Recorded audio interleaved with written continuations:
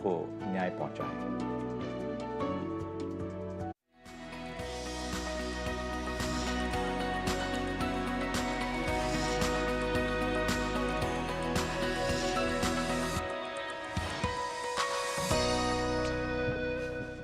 वैसे ही करना पड़ेगा जब तक है। नमस्कार, इस विशेष कार्यक्रम में आप सभी दर्शकों का बहुत बहुत स्वागत है। मैं हूं असीम मिश्रा और मेरे साथ है मेरी सहयोगी रितु वर्मा। और जैसा कि आप जानते हैं कि प्रधानमंत्री नरेंद्र मोदी मंगलवार को रूस की 2 दिवसीय यात्रा पूरी करने के बाद अब ऑस्ट्रेलिया में हैं। ऑस्ट्रिया पहुंच चुके हैं। माना जा रहा है कि इस दौरे के दौरान दोनों देशों के बीच अहम समझौतों पर मुहर लग सकती है। ये 40 साल से ज्यादा वक्त बाद किसी भारतीय प्रधानमंत्री का ऑस्ट्रिया दौरा है। ऋतु, बिल्कुल असीम, और जिस तरह से हम देख रहे हैं प्रधानमंत्री नरेंद्र मोदी की इस यात्रा को ऐतिहासिक माना जा रहा है। इसका पहला कारण राजनयिक संबंधों के 75 साल हैं, तो इसके अलावा भी कई कारण हैं जो इस यात्रा को अहम बनाते हैं। पीएम मोदी की इस यात्रा के दौरान दोनों देशों के बीच संबंधों को प्रगाढ़ करने के साथ ही सहयोग के नए रास्ते तलाशने पर भी चर्चा होनी है असीम। और ऑस्ट्रिया एक महत्वपूर्ण मध्य यूरोपीय देश है जो बुनियादी ढांचे, नवीकरणीय ऊर्जा यानी कि रिन्यूएबल एनर्जी, उच्च प्रौद्योगिकी क्षेत्रों, स्टार्टअप क्षेत्रों, मीडिया और मनोरंजन में द्विपक्षीय सहयोग के उत्कृष्ट अवसर प्रदान करता है। और भारत और ऑस्ट्रिया ने पिछले साल मई में कई समझौतों पर हस्ताक्षर किए थे और द्विपक्षीय साझेदारी के नए क्षेत्रों का विस्तार और पता लगाने के लिए मिलकर काम करना जारी रखा है। इसी कड़ी में दोनों देशों के बीच स्टार्टअप ब्रिज इनिशिएटिव भविष्य की संभावनाओं और दोनों देशों के संबंध में बढ़ती आपसी सहयोग को नई परिभाषा भी देते हैं। बिल्कुल, एक नई डेफिनेशन देने की कोशिश की गई है इस यात्रा के बाद से, और इस दौरे पर भी अहम समझौतों पर हस्ताक्षर दस्तखत हो सकते हैं। हमें उसका इंतजार करना पड़ेगा। दोनों देशों के बीच अगर व्यापार की बात की जाए ऋतु, तो 2023 और 24 में 2.93 बिलियन यूएस डॉलर का ट्रेड हुआ था, व्यापार हुआ था। और हम भारत ऑस्ट्रिया के संबंधों के तमाम पहलुओं पर आने वाले समय में हम चर्चा करेंगे, विस्तार से चर्चा करेंगे। लेकिन शुरुआत करना चाहेंगे अब तक की तमाम अहम सुर्खियों के साथ।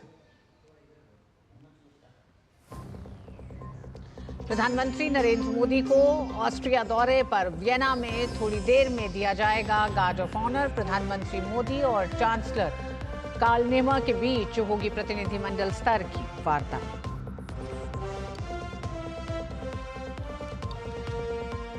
चालीस से भी अधिक साल बाद किसी भारतीय पीएम के ऑस्ट्रिया दौरे से वहां रह रहे भारतीयों में जबरदस्त उत्साह।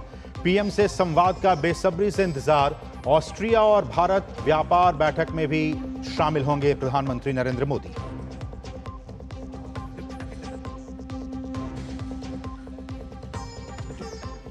सात राज्यों में 13 विधानसभा सीट पर उपचुनाव के लिए वोटिंग जारी। बंगाल की 4 सीटों पर हो रहे उपचुनाव के दौरान सामने आ रही हिंसा की खबरें।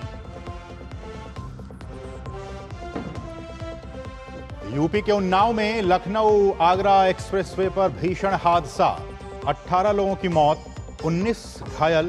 प्रधानमंत्री ने मृतकों के परिजनों के लिए 2-2 लाख और घायलों को 50,000 रुपए के मुआवजे का किया ऐलान। राष्ट्रपति ने जताई संवेदना।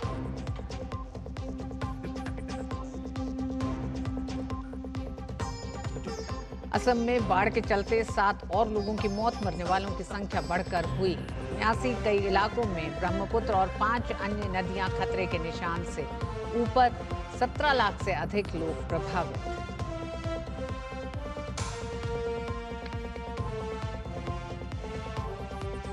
भारत जिम्बाब्वे के बीच तीसरा T20 मुकाबला हरारे में आज।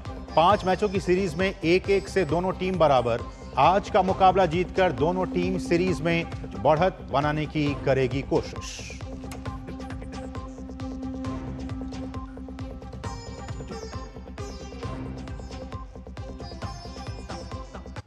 और जैसा कि हमने कहा कि प्रधानमंत्री ऑस्ट्रिया के दौरे पर हैं और 4 दशकों में, जी हां, 41 साल में ये किसी भारतीय प्रधानमंत्री की ऑस्ट्रिया की पहली यात्रा है। पीएम मोदी का ऑस्ट्रिया की राजधानी वियना में अभूतपूर्व स्वागत किया गया। पीएम मोदी को अब से थोड़ी ही देर में वियना में गार्ड ऑफ ऑनर दिया जाएगा और इसके बाद प्रधानमंत्री नरेंद्र मोदी ऑस्ट्रिया के चांसलर कार्ल नीहमा के साथ प्रतिनिधिमंडल स्तर की बातचीत करेंगे। इस दौरान दोनों देशों के बीच कुछ अहम समझौतों पर हस्ताक्षर होने की भी उम्मीद है। इसके अलावा पीएम मोदी ऑस्ट्रिया के राष्ट्रपति अलेक्जेंडर वैन डर बेलेन के साथ भी मुलाकात करेंगे। इसके बाद पीएम ऑस्ट्रिया और भारत व्यापार बैठक को संबोधित करेंगे। पीएम मोदी का ऑस्ट्रिया के कुछ प्रमुख हस्तियों के साथ भी वो संवाद करेंगे। प्रधानमंत्री मोदी वियना में रहने वाले भारतीय समुदाय, इंडियन डायस्पोरा के लोगों से भी संवाद स्थापित करेंगे।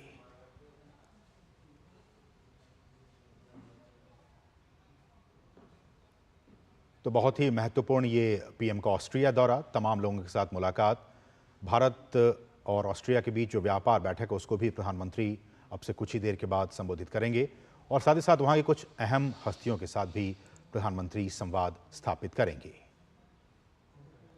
और इंडियन डायस्पोरा, उनके साथ भी प्रधानमंत्री बातचीत करेंगे।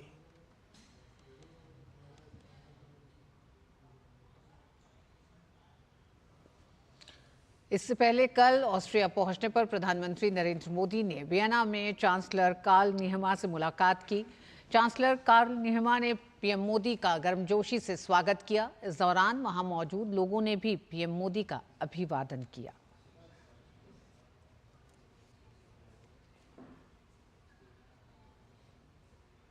तो काफी गर्मजोशी के साथ दोनों नेताओं की कल मुलाकात हुई है।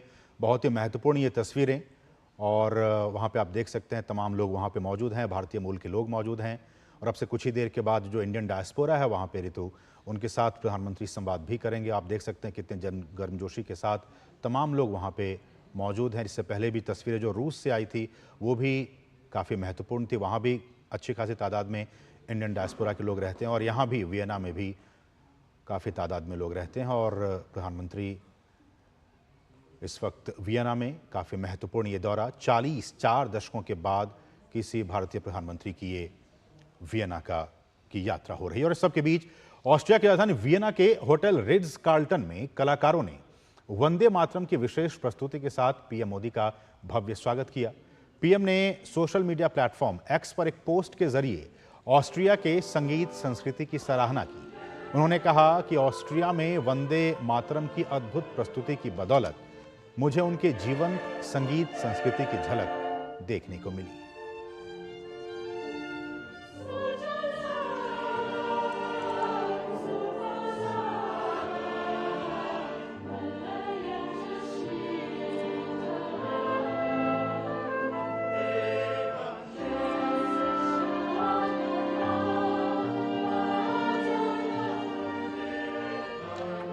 ऑस्ट्रिया में पीएम मोदी के सामने वंदे मातरम की प्रस्तुति देने वाले बैंड के संचालक विजय उपाध्याय ने कहा कि पीएम मोदी के सामने हमने ऑस्ट्रिया यूरोपियन सिम्फनी स्टाइल में वंदे मातरम की प्रस्तुति देने का फैसला किया। पहली बात तो ये थी कि मुझे 2.5 हफ्ते पहले पता लगा कि करना है। अब ये होता है कि वेस्टर्न म्यूजिक में ऐसा है कि जो ऑर्केस्ट्रा बजाता है या लोग जो गाते हैं वो हर चीज को लिखना पड़ता है। तो पहले तो 2 दिन में लिखना पड़ा जल्दी से, फिर उसको रिहर्सल करना पड़ा था। तो वंदे मातरम हुआ, फिर उसका डिसीजन कि हम वंदे मातरम करेंगे और फिर अब वंदे मातरम हमने ऐसा प्रयत्न किया कि वंदे मातरम जैसे है वैसे रखे, लेकिन उसको थोड़ा हम symphonic style, Austrian European symphonic style दें। तो इसमें क्वायर था जिसने गाया और उसके बाद उसके साथ में और ऑर्केस्ट्रा था, चेंबर ऑर्केस्ट्रा, करीब 50 लोग थे इसमें। और ऑस्ट्रिया के कलाकारों ने प्रधानमंत्री मोदी के सामने वंदे मातरम की प्रस्तुति को एक शानदार अनुभव बताया और कहा कि इसे एक बड़े सम्मान की बात उन्होंने मानी।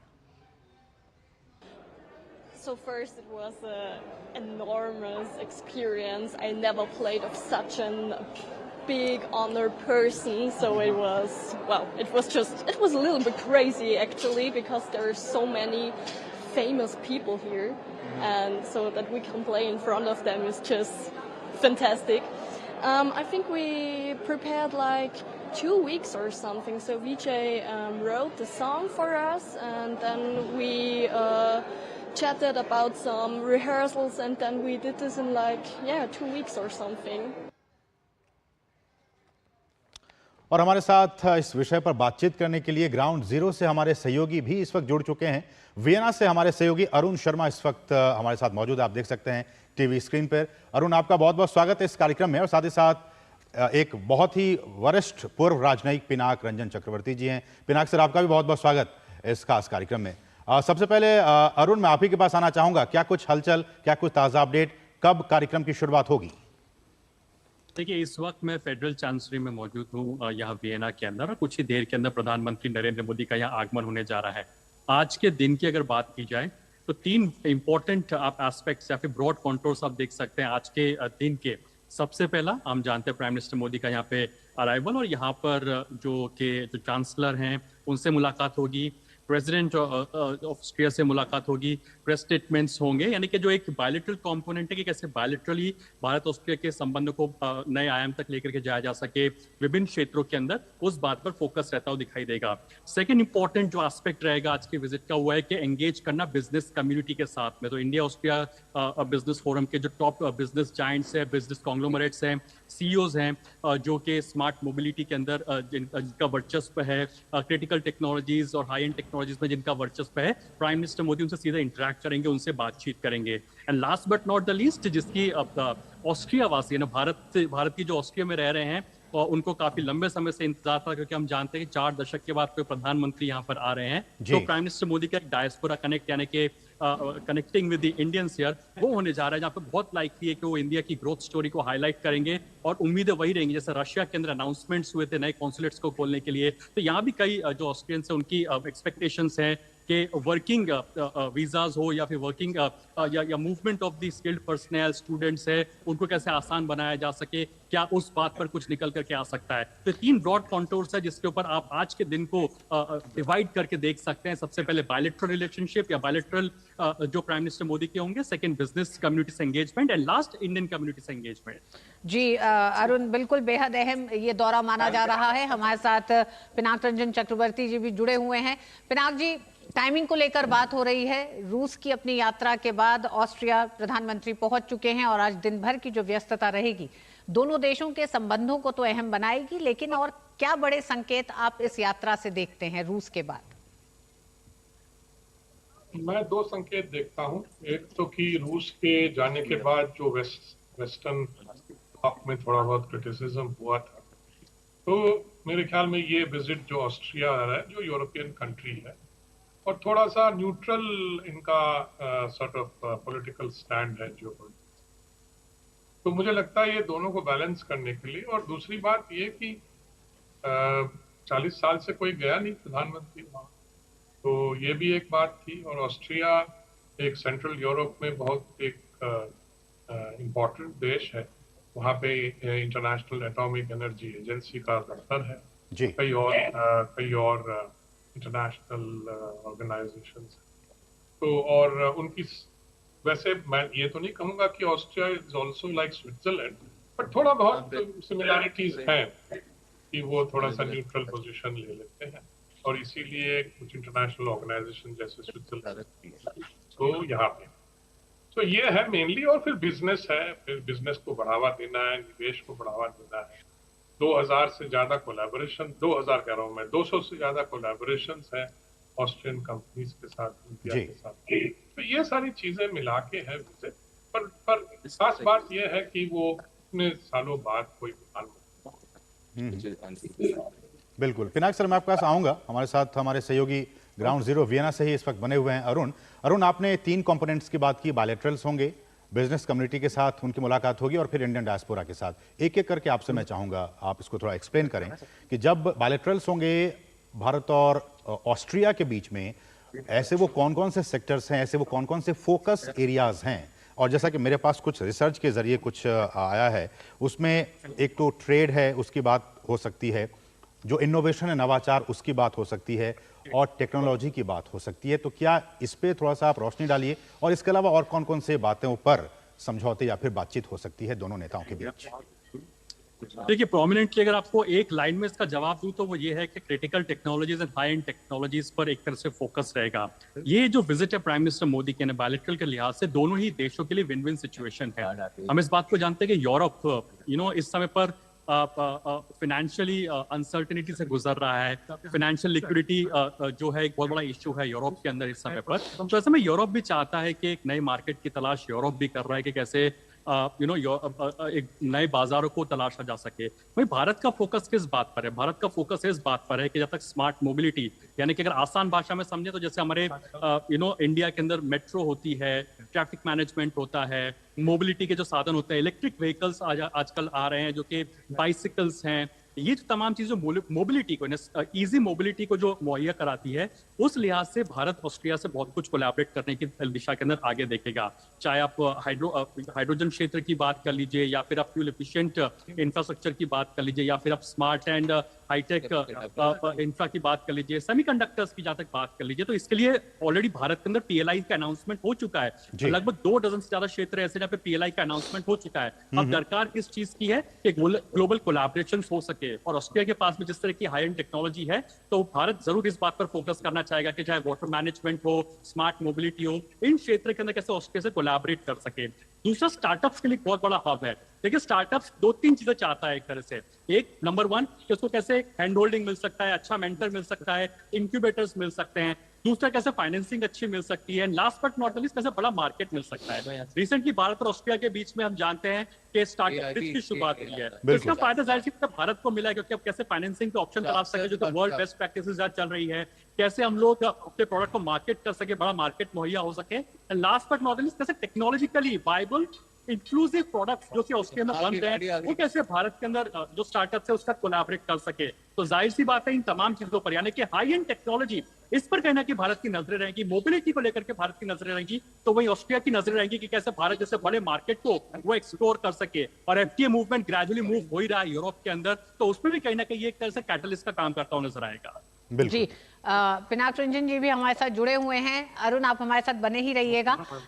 पिनाक जी, जिस तरह से अरुण बता रहे हैं, क्योंकि एक लंबा सहयोग है, ये माना जा रहा है कि 40 साल बाद भारत का किसी प्रधानमंत्री की ये यात्रा ऑस्ट्रिया की है, लेकिन इस दौरान संबंध मजबूत रहे हैं, आर्थिक सहयोग रहा है। हालांकि जिस तरह से हम देख रहे हैं कि आर्थिक सहयोग को और बढ़ाने की तरफ बात की जा रही है, नए आयाम जोड़े जा रहे हैं, जिसमें स्टार्टअप ब्रिज इनिशिएटिव, और जिस तरह से अरुण ने बताया कि स्टार्टअप को लेकर भी हम तेजी से आगे बढ़ रहे हैं। रोकना चाहूंगा, ये सीधी तस्वीरें हैं ऑस्ट्रिया की राजधानी वियना से।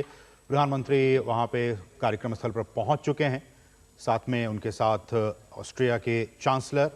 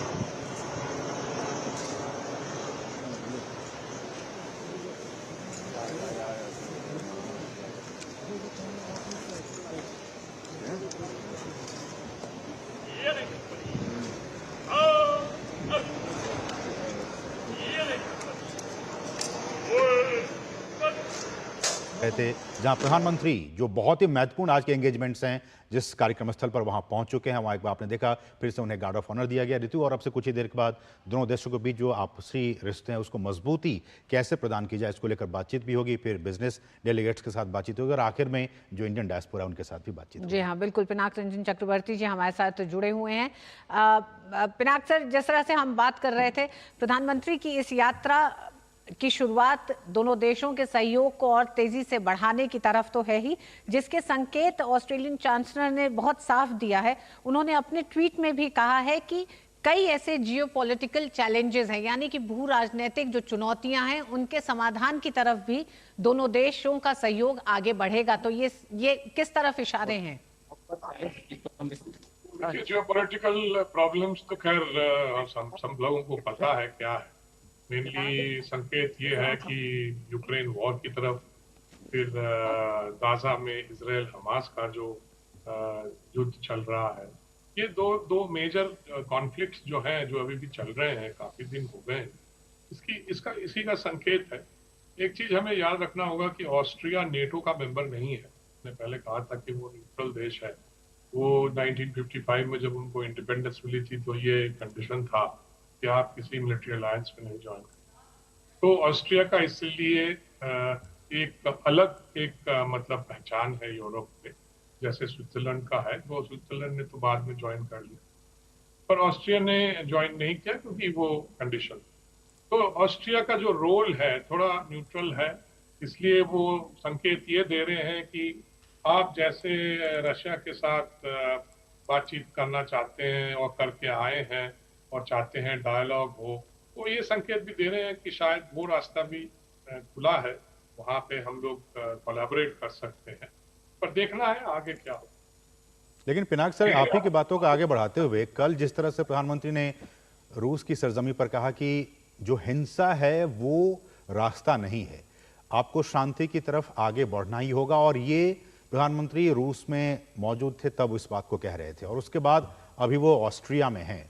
ये एक मैसेज, चूंकि बहुत सारे यूरोपियन कंट्रीज, उनका जो एक फेवर है रूस के प्रति, वो सारी चीजें, ये एक समीकरण। दूसरा समीकरण कि भारत को उन तमाम देशों के साथ, रूस के साथ भी अच्छे संबंध बनाए रखने हैं और यूरोप के जो बाकी देश हैं उनके साथ भी अच्छे संबंध बनाए रखने हैं। तो ऐसे में एक संतुलन की दिशा में भी भारत जो एक रुख रहा है उसको और आगे बढ़ाते हुए दिखा है, कल भी और आज भी। भारत तो कोशिश कर ही रहा है। भारत ने तो कई बार कह चुके हैं, पहले भी कहा था this is not an era of war. इस बार भी प्रधानमंत्री ने कह दिया है कि बम गोलीबारी से समस्या हल नहीं होगा, बच्चे मर रहे हैं, लोग मर रहे हैं, इससे कोई हल नहीं निकले। ये तो उन्होंने पब्लिकली कहा है जी। और यहाँ पे भी वो वही मैसेज वो दोहराएंगे, क्योंकि जैसे मैंने कहा कि ऑस्ट्रिया एक न्यूट्रल देश है, नेटो का मेंबर भी नहीं है।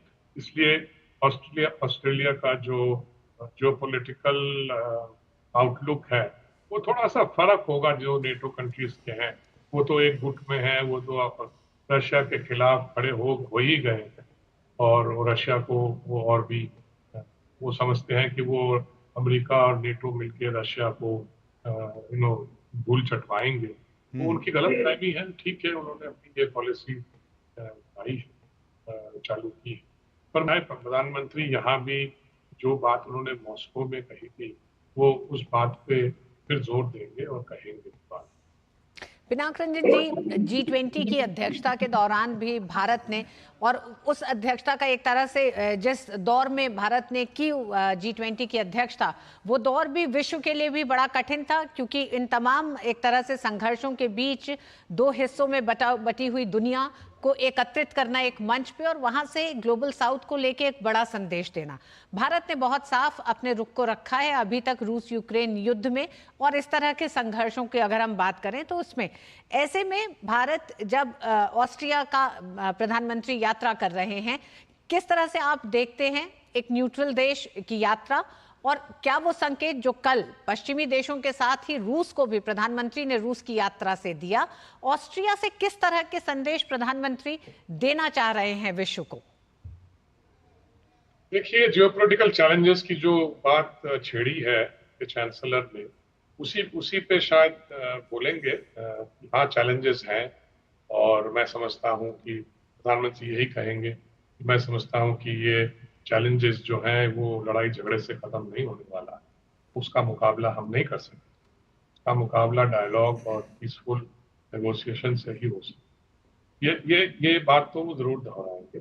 और जैसे ऑस्ट्रिया में जो प्लेटफॉर्म उन्हें मिला है, एक नॉन नेटो यूरोपियन नेशन है, वहां पे वो कहेंगे, क्योंकि नेटो वालों को बोलने का तो अभी कोई फायदा नहीं है, क्योंकि वो लोग एकजुट होके अमेरिका के साथ उन्होंने एक पोजीशन ले ली है कि हम तो लड़ते रहेंगे, हम लड़ाते रहेंगे, और यूक्रेन को बलि का बकरा तो बना ही दिया है, और रशिया को हम परास्त करेंगे। ये जो उनकी पोजीशन है वो तो खैर सफल नहीं होंगे, क्योंकि रशिया को परास्त करना इतना आसान नहीं है।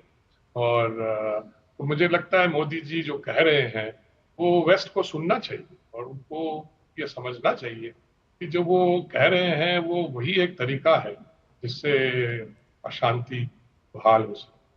जी, पिनाक रंजन जी, रूस यूक्रेन संघर्ष या युद्ध कहें तो इसने कई तरह की वैश्विक समस्याओं को जन्म दिया है, जिसमें बाधित सप्लाई चेन से आगे बढ़ते हुए अगर हम देखें, अगर ये जारी रहता है तो कई और समस्याएं बढ़ेंगी, जिसके विकल्प ढूंढे जा रहे हैं। जैसे कि भारत ने रूस के साथ अगर एनर्जी सेक्टर में, तेल में अपना एक विकल्प ढूंढने की कोशिश की है, सप्लाई चेन्स को बेहतर करने की एक कोशिश की है, तो ऐसे में वो क्या आपको चुनौतियां दिखाई देती हैं संघर्ष के आगे रहने पे?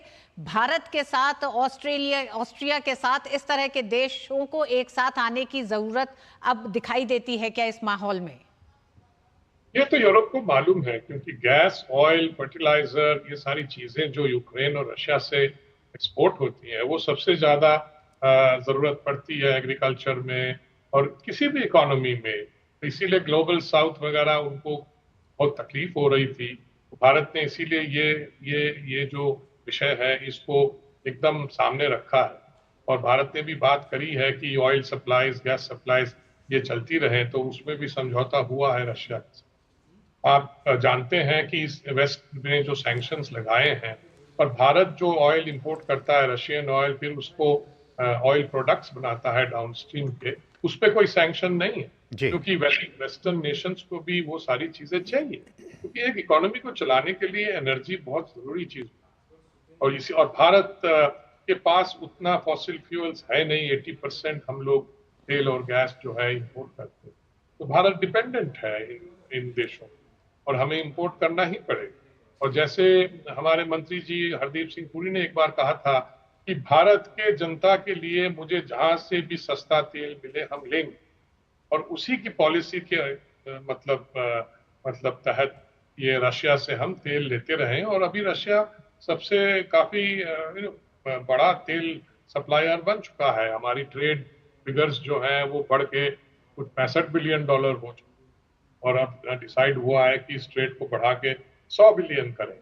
तो ये एक इकोनॉमिक और ट्रेड डिसीजन भी है, और एक स्ट्रेटेजिक डिसीजन भी है, क्योंकि एनर्जी सिक्योरिटी के लिए ये बहुत जरूरी है। पिनाक जी, ऑस्ट्रिया के साथ भारत के राजनयिक संबंधों के 75 साल हुए हैं। ऐसे में आप किस तरह से इसको देखते हैं कि भारत जब अपने 10 साल में ये कहा जा रहा है, विशेषज्ञों का भी मानना है, और आप जैसे वरिष्ठ राजनयिक क्या ये मानते हैं कि भारत की विदेश नीति में कुछ बड़े बदलाव आए हैं?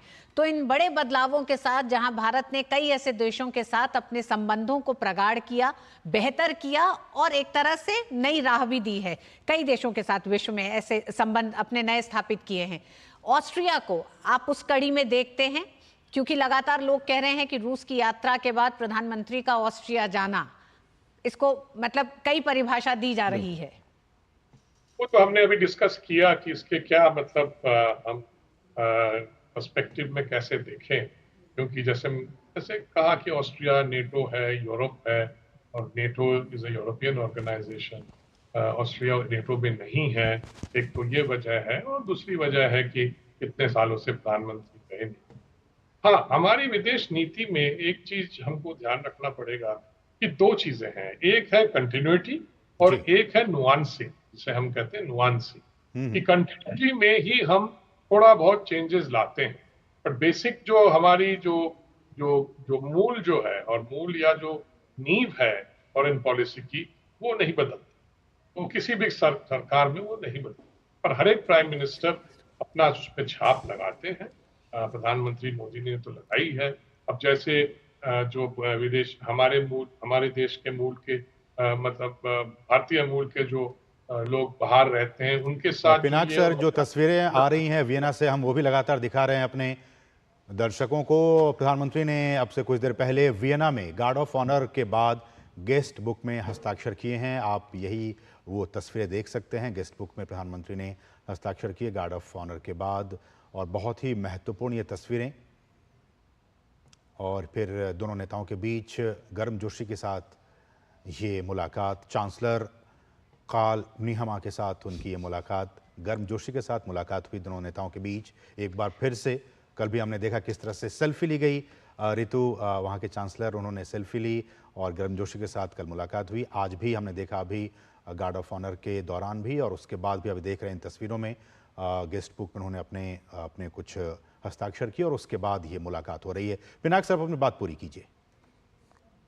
पिनाक सर, आप ही के साथ हम जोड़ लेते हैं। हमारे साथ एक और मेहमान जुड़ गई हैं, doctor Sheetal Sharma, centre for European studies, JNU से। डॉक्टर शीतल, आपका भी बहुत बहुत स्वागत है। डॉक्टर शीतल, दो देशों की अगर हम इस पूरे यात्रा में प्रधानमंत्री की देखें, रूस जिसके साथ व्यापार $65 बिलियन का है, जिसे कि $100 बिलियन का एक तरह से लक्ष्य निर्धारित किया गया कल की पूरी यात्रा में प्रधानमंत्री ने राष्ट्रपति पुतिन के साथ। और उसकी अगली यात्रा जो है वो ऑस्ट्रिया की है, जिसके साथ भारत का व्यापार $2.93 बिलियन है। तो ये जो सहयोग में एक तरह से बड़ा अंतर है, लेकिन दोनों देशों की अपनी अहमियत को आप किस तरह से रेखांकित करेंगी? ऋतु, जो डॉक्टर शीतल, अपनी बात आप पूरी करें, उससे पहले दर्शकों को भी एक चीज बता दें कि ऑस्ट्रिया के जो चांसलर हैं काल नीहमा, उनके साथ प्रतिनिधि स्तर की जो वार्ता है वो अब शुरू हो चुकी है। आप इन तस्वीरों में देखिए, बहुत सारे अहम विषय हैं जिस पर कि दोनों ही देशों के बीच इस वक्त बातचीत हो रही है। हम कह सकते हैं कि चाहे वो उद्यमिता की बात हो, नवाचार की बात हो, टेक्नोलॉजी की बात हो,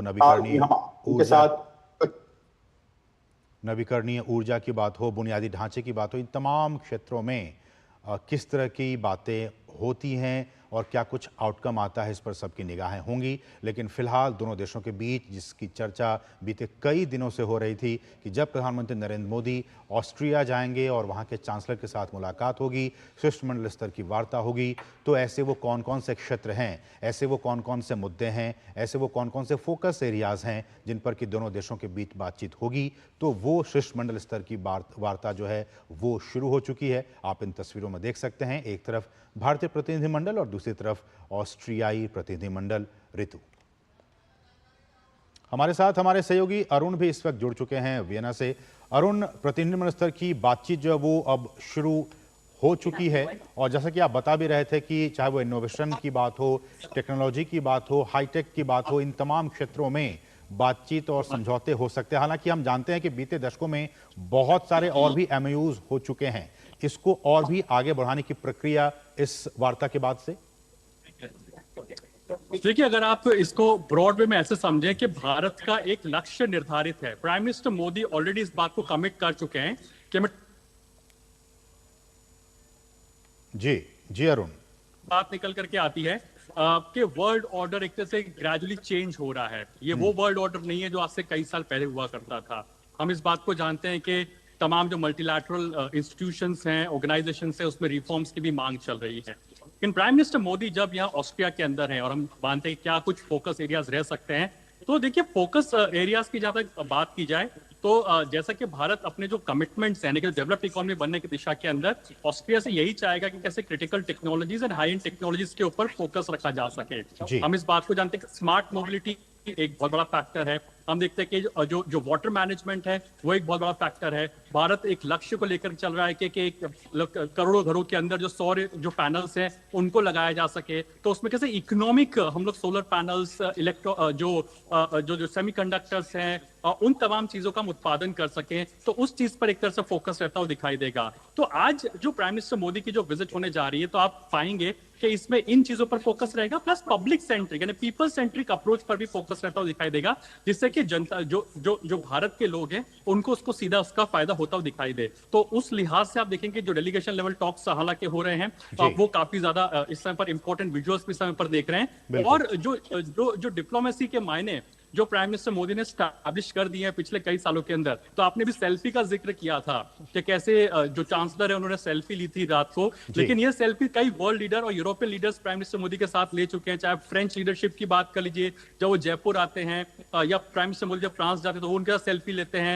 Italian leadership prime minister Modi के साथ सेल्फी लेते हैं। तो तमाम वर्ल्ड लीडर्स जो है, यूरोपियन लीडर्स जो है, वो प्राइम मिनिस्टर मोदी के साथ एंगेज करते हैं, क्योंकि उनकी अप्रूवल रेटिंग आप देखिए जो जिस तरह से उन्होंने भारत का कद बढ़ाया है पिछले कई सालों के अंदर, तो वो भी कहीं ना कहीं रिफ्लेक्ट करता है कि तमाम देश, यूरोप भी आपसे एंगेज करना चाहता है, बिकॉज भारत एक बहुत बड़ा मार्केट है। नंबर 2, भारत एक बहुत बड़ा ट्रस्टेड पार्टनर है। आज कई जो बड़ी बड़ी स्टैब्लिशमेंट्स अपनी जो बेसिस को चाइना से वाइंड अप कर रही हैं, वो दूसरे जगहों को एक्सप्लोर कर रहे हैं कि आखिरकार कौन सा वो दूसरा ऑप्शन हो सकता है जहां पे हमें इकोनॉमिक मैन पावर मिल सके, इकोनॉमिक लैंड बैंक मिल सके, इकोनॉमिक ह्यूमन रिसोर्स मिल सके। तो भारत एक बहुत बड़ा उसके लिए प्रॉक्सी साबित होता हुआ दिखाई देता है, और वही वजह है कि लोग इस समय पर भारत का एक बहुत बड़ा मार्केट ढूंढ रहे हैं। तो ये जो डेलीगेशन लेवल टॉक्स के जो आप विजुअल्स देख रहे हैं अपने आप में रिफ्लेक्टिव है कि कैसे ये भारत और ऑस्ट्रेलिया दोनों के लिए विन विन सिचुएशन होगा, जहां एक तरफ Bharat critical technologies, high and technologies पर फोकस रखेगा, अपनी तमाम जो बड़े इनिशिएटिव्स है भारत के अंदर, जैसे कि वाटर मैनेजमेंट हो गया, स्मार्ट मोबिलिटी हो गया, अर्बन ट्रांसपोर्ट को बेहतर करना,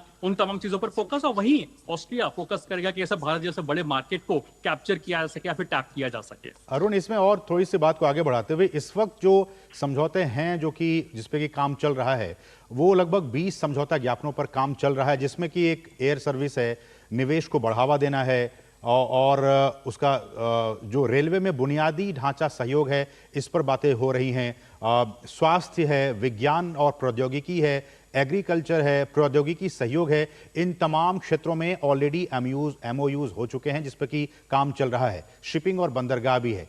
ऐसे में आपने कहा कि जो हाई एंड टेक्नोलॉजीज है उस पे भी और स्मार्ट मोबिलिटीज पे भी अब बात आगे बढ़ने की उम्मीद है। मेरा सवाल ये कि जिन क्षेत्रों में एमओयूज हो चुके हैं, अगर आप बता सके उनकी क्या कुछ स्थिति है, और बाकी अब आपने कुछ ऐड किया स्मार्ट मोबिलिटी को लेकर, इसमें क्या कुछ संभावनाएं हो सकती हैं? असल देखिए, एमओयूज या अग्रीमेंट्स या डॉक्यूमेंट्स जिसको हम कहते हैं, जब दो देश आपस में जिसका आदान प्रदान करते हैं, तो उसकी दो तरह की टोन्स होती हैं। अगर आप उनकी टोन को रीड करें, एक टोन ये रहती है कि जो एग्जिस्टिंग एमओयूज या अग्रीमेंट्स हैं उनको एक्सपैंड किया जा सके, न्यू फॉर्मेट दिया जा सके, इस बात पर फोकस। यानी कि जो एग्जिस्टिंग एमओयूज जिसमें जैसे एग्री का हमने जिक्र किया, एग्रीकल्चर क्षेत्र के अंदर हो गया, मोबिलिटी के अंदर हो गया, तो इसमें कैसे हम ब्रॉडन कर सके इसके होराइजन को, बिकॉज समय के साथ साथ डिमांड इंक्रीज होती है। और दूसरा होता है कि न्यू अनाउंसमेंट्स को करना, कि आखिरकार हम किन न्यू होराइजन्स को लेकर के आगे चले, तो न्यू एमओयूज को एक तरह से, डॉक्यूमेंट्स को एक तरह से साइन करना। इस विजिट में जो प्राइमरीली फोकस रहेगा वो बहुत लाइकली है कि जो तमाम एमओयूज हैं इनके जो होराइजन, इनको एक्सपैंड किया जा सके, इनके एम्बिट को बढ़ाया जा सके। जैसे कि हमने जिक्र किया smart and high and technologies, because Austria आप देखिए इकोनॉमिकली आप देख सकते हैं यूरोप के रिचेस्ट कंट्रीज में से एक है।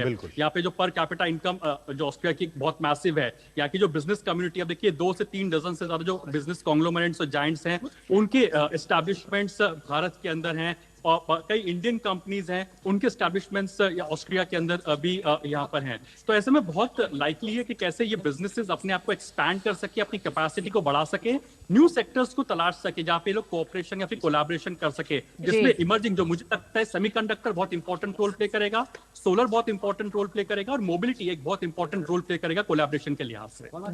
जी अरुण, बिल्कुल जिस तरह से आप बताएं, नए क्षेत्रों को तो तलाशा ही जाएगा, लेकिन दर्शकों की जानकारी के लिए, और इसमें आप हो सकता है काफी कुछ जोड़ सकें, क्योंकि अभी तक अगर हम बात करें भारत और ऑस्ट्रिया के आर्थिक सहयोग की, तो 30 से 40 ऑस्ट्रियन कंपनीज इस समय भारत में इंफ्रास्ट्रक्चर यानी कि बुनियादी ढांचे को लेकर, टनलिंग जो सुरंग निर्माण होता है उसमें, रेलवे के जो ट्रैक निर्माण है इसमें सहयोग कर रही हैं। तो एक बड़ी संख्या में ऑस्ट्रियन कंपनीज इस समय भारत में एक तरह से निवेश में भी हैं और तमाम कोलैबोरेशन कई क्षेत्रों में काम कर रही हैं, जिसमें आप बता रहे हैं कि आने वाले समय में कुछ नए और क्षेत्र जुड़ सकते हैं। 20 इंडियन स्टार्टअप्स ने एक बड़े इवेंट में वियना में पार्टिसिपेट भी करा था, क्योंकि स्टार्टअप जो ब्रिज इनिशिएटिव है वो एक बड़ा इनिशिएटिव देखा गया दोनों देशों में। अरुण, अगर इसमें आप और कुछ जोड़ना चाहें। देखिए, मैं इसी बात को यहाँ पर ऐड करना चाहूंगा कि जो स्टार्टअप्स की आपने बात की, जैसे कि हमने पहले भी कहा कि स्टार्टअप ब्रिज को जो रिसेंटली में शुरू किया, भारत के लिए बहुत ही इंपॉर्टेंट यहाँ पर हो जाता है कि अपने स्टार्टअप्स को बढ़ावा देना। चाहे मैन्युफैक्चरिंग की हम बात करें, जो एमएसएमईज होती है, या फिर स्टार्टअप्स की बात करें, ये बहुत बड़े मैसिव जॉब क्रिएटर्स होते हैं। तो स्टार्टअप ब्रिज से कुछ बड़े फायदे ये है कि जो हमारे देश में अभी तक यूनिकॉर्न्स पर फोकस किया जा रहा था, अब डेकाकॉर्न्स पर फोकस किया जा रहा है कि कैसे हम लोग अपनी जो हमारे स्टार्टअप से अपनी कंपनीज को लिस्ट कर रहे हैं। और ये हो इसलिए पा रहा है कि हम लोग बेस्ट प्रैक्टिसेस को अडॉप्ट कर रहे हैं। वेस्ट के जो सक्सेसफुल स्टार्टअप्स हैं, वो कैसे हम लोग भारत में एक तरह से उसको रेप्लिकेट भी कर रहे हैं और इनोवेट भी कर रहे हैं। तो आज जो बात चल रही है design in India, develop in India, make in India, ये जो तमाम जो इनिशिएटिव्स हैं, ये बहुत इंपॉर्टेंट रोल प्ले करते हैं। आज की बात में सिर्फ इतना ही हम लोग ऐड करना चाहेंगे यहाँ जो ग्राउंड जीरो से, ऋतु जी, कि वर्ल्ड ऑर्डर चेंज हो रहा है। एक छोटी सी बात यहाँ पर ये ऐड कर दूं, एक फ्लिप आप समझ सकते हैं। पिछले 2-3 साल में, जब से जो यूक्रेन कॉन्फ्लिक्ट हुआ है, कोई भी फ्लाइट रशिया से यूरोप डायरेक्ट नहीं आई है। प्राइम मिनिस्टर मोदी जब वो रशिया भी जाते हैं और फिर वहां से डायरेक्ट फ्लाइट लेके यूरोप भी आते हैं, वो एक साथ रशिया के साथ भी यूरोप के साथ भी एंगेज कर रहे हैं। इसके मायने साफ है। यूएस आज एक बयान देता है कि अगर रशिया यूक्रेन कॉन्फ्लिक्ट को खत्म कर सकता है तो वो शायद प्राइम मिनिस्टर मोदी है। बिकॉज आई थिंक कोई ऐसा वर्ल्ड लीडर नहीं है जिन्होंने रशियन प्रेसिडेंट पुतिन को बोला हो कि this is no time for war, और दूसरी बार भी बोला कि वो बैटल फील्ड्स के सोल्यूशन नहीं पाए जाते। तो दुनिया को भी उम्मीद है कि अगर जो कॉन्फ्लिक्ट्स को खत्म कर सकते तो भारत में वो क्षमता है under the leadership of prime minister Modi. तो जाहिर सी बात है, वर्ल्ड ऑर्डर चेंज हो रहा है, इसलिए तमाम यूरोपियन कंट्रीज भी भारत से एंगेज कर रहे हैं। क्योंकि हर कोई अपने इंटरेस्ट को सबसे आगे रखता है, चाहे यूरोपियन कंट्रीज हो, यूएस हो या भारत हो। तो उस लिहाज से ये भारत से ज्यादा ऑस्ट्रिया के लिए काफी कुछ लुक्रेटिव ऑप्शंस इस विजिट के अंदर निकलते दिखाई देंगे। जी बिल्कुल अरुण, हमारे साथ मेहमान भी जुड़े हुए हैं। डॉक्टर शीतल हमारे साथ जुड़ी हुई हैं। डॉक्टर शीतल, लगातार अरुण भी जिस बात को कह रहे हैं, और इस बात को ये माना जा रहा है कि रूस यूक्रेन युद्ध और कोविड के बाद से जो वर्ल्ड ऑर्डर में जो एक बड़ा परिवर्तन आया है, उसमें भारत एक बड़ी भूमिका में दिखाई देता है। किस तरह से आप देखती हैं जो तमाम अभी तक की बातचीत हुई अरुण से भी और पिनाक रंजन चक्रवर्ती से भी, और आपका क्या टेक है प्रधानमंत्री की ऑस्ट्रिया यात्रा को लेकर? ऋतु, यूक्रेन युद्ध के बाद या आप कहिए कोविड के बाद जो वर्ल्ड ऑर्डर चेंज हो रहा है, ये तो बिल्कुल सत्य है, इसमें कोई दो राय नहीं। और इसमें एक ये भी फैक्ट है कि इन सभी वर्षों में भारत का जो कद है वो अंतर्राष्ट्रीय स्तर पे बढ़ता जा रहा है। अब इस कद बढ़ने का क्या मायने समझ सकते हैं हम? देखिए, कल भारत के प्रधानमंत्री जो थे वो रशिया में थे, आज ऑस्ट्रिया में हैं। आप अभी इकोनॉमिक डेटा देखिए तो 60-65 बिलियन यूएसडी से लेके सीधा 2 बिलियन 2.25 बिलियन यूएसडी का एक कंट्री के साथ हमारा वो है। बट इसकी बात ये नहीं है कि हमारा ट्रेड किसके साथ कितना है, व्यापार का फिगर कितना है, ये इतना मैटर नहीं करता जितना कि ये मैटर करता है कि इर्रिस्पेक्टिव ऑफ कंट्री का साइज, पॉपुलेशन के टर्म्स में देख लीजिए, इकोनॉमी के टर्म्स में देख लीजिए, वो एक अंतर्राष्ट्रीय स्तर पे वो एक इकाई है, it's a unit, it's a country. तो आपका बायलैटरल स्तर पर किस कंट्री के साथ कितना अच्छा घनिष्ठ संबंध है, ये मैटर करता है, ना कि इकोनॉमी। अब कहने को तो हमारे चाइना के साथ सबसे ज्यादा ट्रेड है, पर हमारी उसके साथ वो घनिष्ठता नहीं है जो कि हमारी ऑस्ट्रिया के साथ अगर हम समझते तो वो है पिछले 7 दशकों में। तो अंतर्राष्ट्रीय स्तर पर ये बहुत महत्वपूर्ण है कि आप किस तरीके से साझा करके लोगों को, या लोगों से मेरा मतलब है कि कंट्रीज से, देशों के साथ कितना मधुर संबंध बना सकते हैं। और इसमें जो है वो भारत का जो वैल्यू सिस्टम है, जैसे हमारे विदेश मंत्री ने कहा है कि हम अपना इंटरेस्ट तो देखते ही हैं, बट भारत की राजनीति जो है वो वैल्यू बेस्ड भी है। तो ये जो रिफ्लेक्शन ऑफ वैल्यूज है, ये हमारे बायलैटरल रिलेशंस में बहुत ज्यादा दिखाई देती है। और सबसे बड़ा इसमें जो एक इंडिकेटर है वो है trust worthiness of India. Bharat जो है वो उस पर कोई भी देश विश्वास कर सकता है, क्योंकि हमारी कथनी और करनी में फर्क नहीं है। अगर आप ग्लोबल ऑर्डर में शिफ्ट देखें तो किस तरीके से देखिए, चाइना जो है एक होड़ में है अपने आप को वर्चस्व स्थापित करने के, पर इस तरीके की भारत जो है वो प्रगतिशील है। पर भारत की मंशा कभी भी ये नहीं है कि मैं अपने पड़ोसियों को खा जाऊं, या मैं उन पे वर्चस्व करूं, या किसी पे अपना अधिकार जमाऊं, या कुछ हड़प लूं। तो जो ट्रस्ट वर्दी वैल्यू बेस्ड पॉलिटिक्स या फॉरेन पॉलिसी इंडिया की है, वो इंडिया का सबसे बड़ा एक मेडल समझ लीजिए, या सबसे बड़ी अचीवमेंट समझ लीजिए। तो बीते 10 वर्षों में भी डॉक्टर शीतल, इन्हीं बातों को आगे बढ़ाया गया पीएम की तरफ से भी। पीएम मोदी की जो एक छवि है वर्ल्ड लीडर के तौर पर ग्लोबल मंच पे, वो छवि, वो इमेज और भी विश्वास पैदा करता है नीतियों के जरिए कि भारत की जो नीति रही है वो एक अलग तरह की नीति रही है। हम शांति में विश्वास करते हैं, हम विकास में विश्वास करते हैं, और यहाँ पे भी भारत में भी जो डोमेस्टिकली पॉलिसी है कि सबका साथ सबका विकास, वो ग्लोबली भी उस बात को चरितार्थ करता भारत दिख रहा है। बिल्कुल, आप देखिए चरितार्थ इस तरीके से होती है कि पिछले हफ्ते ही शायद चाइनीज प्रीमियर ने कहा, शी जिनपिंग ने, कि पंचशील का आप वो करेंगे अनुसरण, क्योंकि ये एशिया से उभर कर आई है। अब पंचशील का क्या मतलब है? Non interference, equality, peace. अब कहीं ना कहीं उन्हें भी ये भाषा बोलनी पड़ रही है, क्योंकि चाइना जिस तरीके से अपने को अंतर्राष्ट्रीय स्तर पे कंडक्ट कर रहा है, सस्पिशन जो भी उसके साथ एक आप समझ लीजिए एक माया जाल सा था, वो कई कंट्रीज का खत्म हुआ है। कई लोगों ने उनके साथ उनको बरत कर देखा है। बरत कर मतलब बिल्कुल बिल्कुल आफ्टर रिलेशनशिप दे अंडरस्टैंड कि चेकबुक डिप्लोमेसी में किस तरह उन्हीं के ही जो है हितों का हनन हो रहा है। तो चाइना ने कहीं ना कहीं अपना जो असली चेहरा over a period of time दिखाया है। इंडिया के साथ क्या है कि इंडिया, जैसा मैंने कहा कि ना, चाइनीज को खुद को हमारी भाषा बोलनी पड़ रही है। तो जो हमारा खुद का है, जो हमारा अपना वैल्यू सिस्टम्स हैं, हमारी नीति के मूलभूत तत्व हैं, जिनको हम पंचशील के रूप में भी अगर मैं यहाँ कहूँ, जी। तो हम उन्हीं उसी टेम्पलेट पे ऑपरेट करते हैं। और इस टेम्पलेट को ऑपरेट करने के लिए दोनों चीजें इंपॉर्टेंट हैं, हमारी फॉरेन पॉलिसी के कंपोनेंट्स भी, और जो नेता, जो उनकी छवि है। आप देखिए कितने गर्मजोशी से प्रधानमंत्री सबसे मिलते हैं, अपनी बात को रखते हैं। कहीं पे ये नहीं है कि भाई मेरा इंटरेस्ट सर्वोपरि है और आप दरकिनार हैं।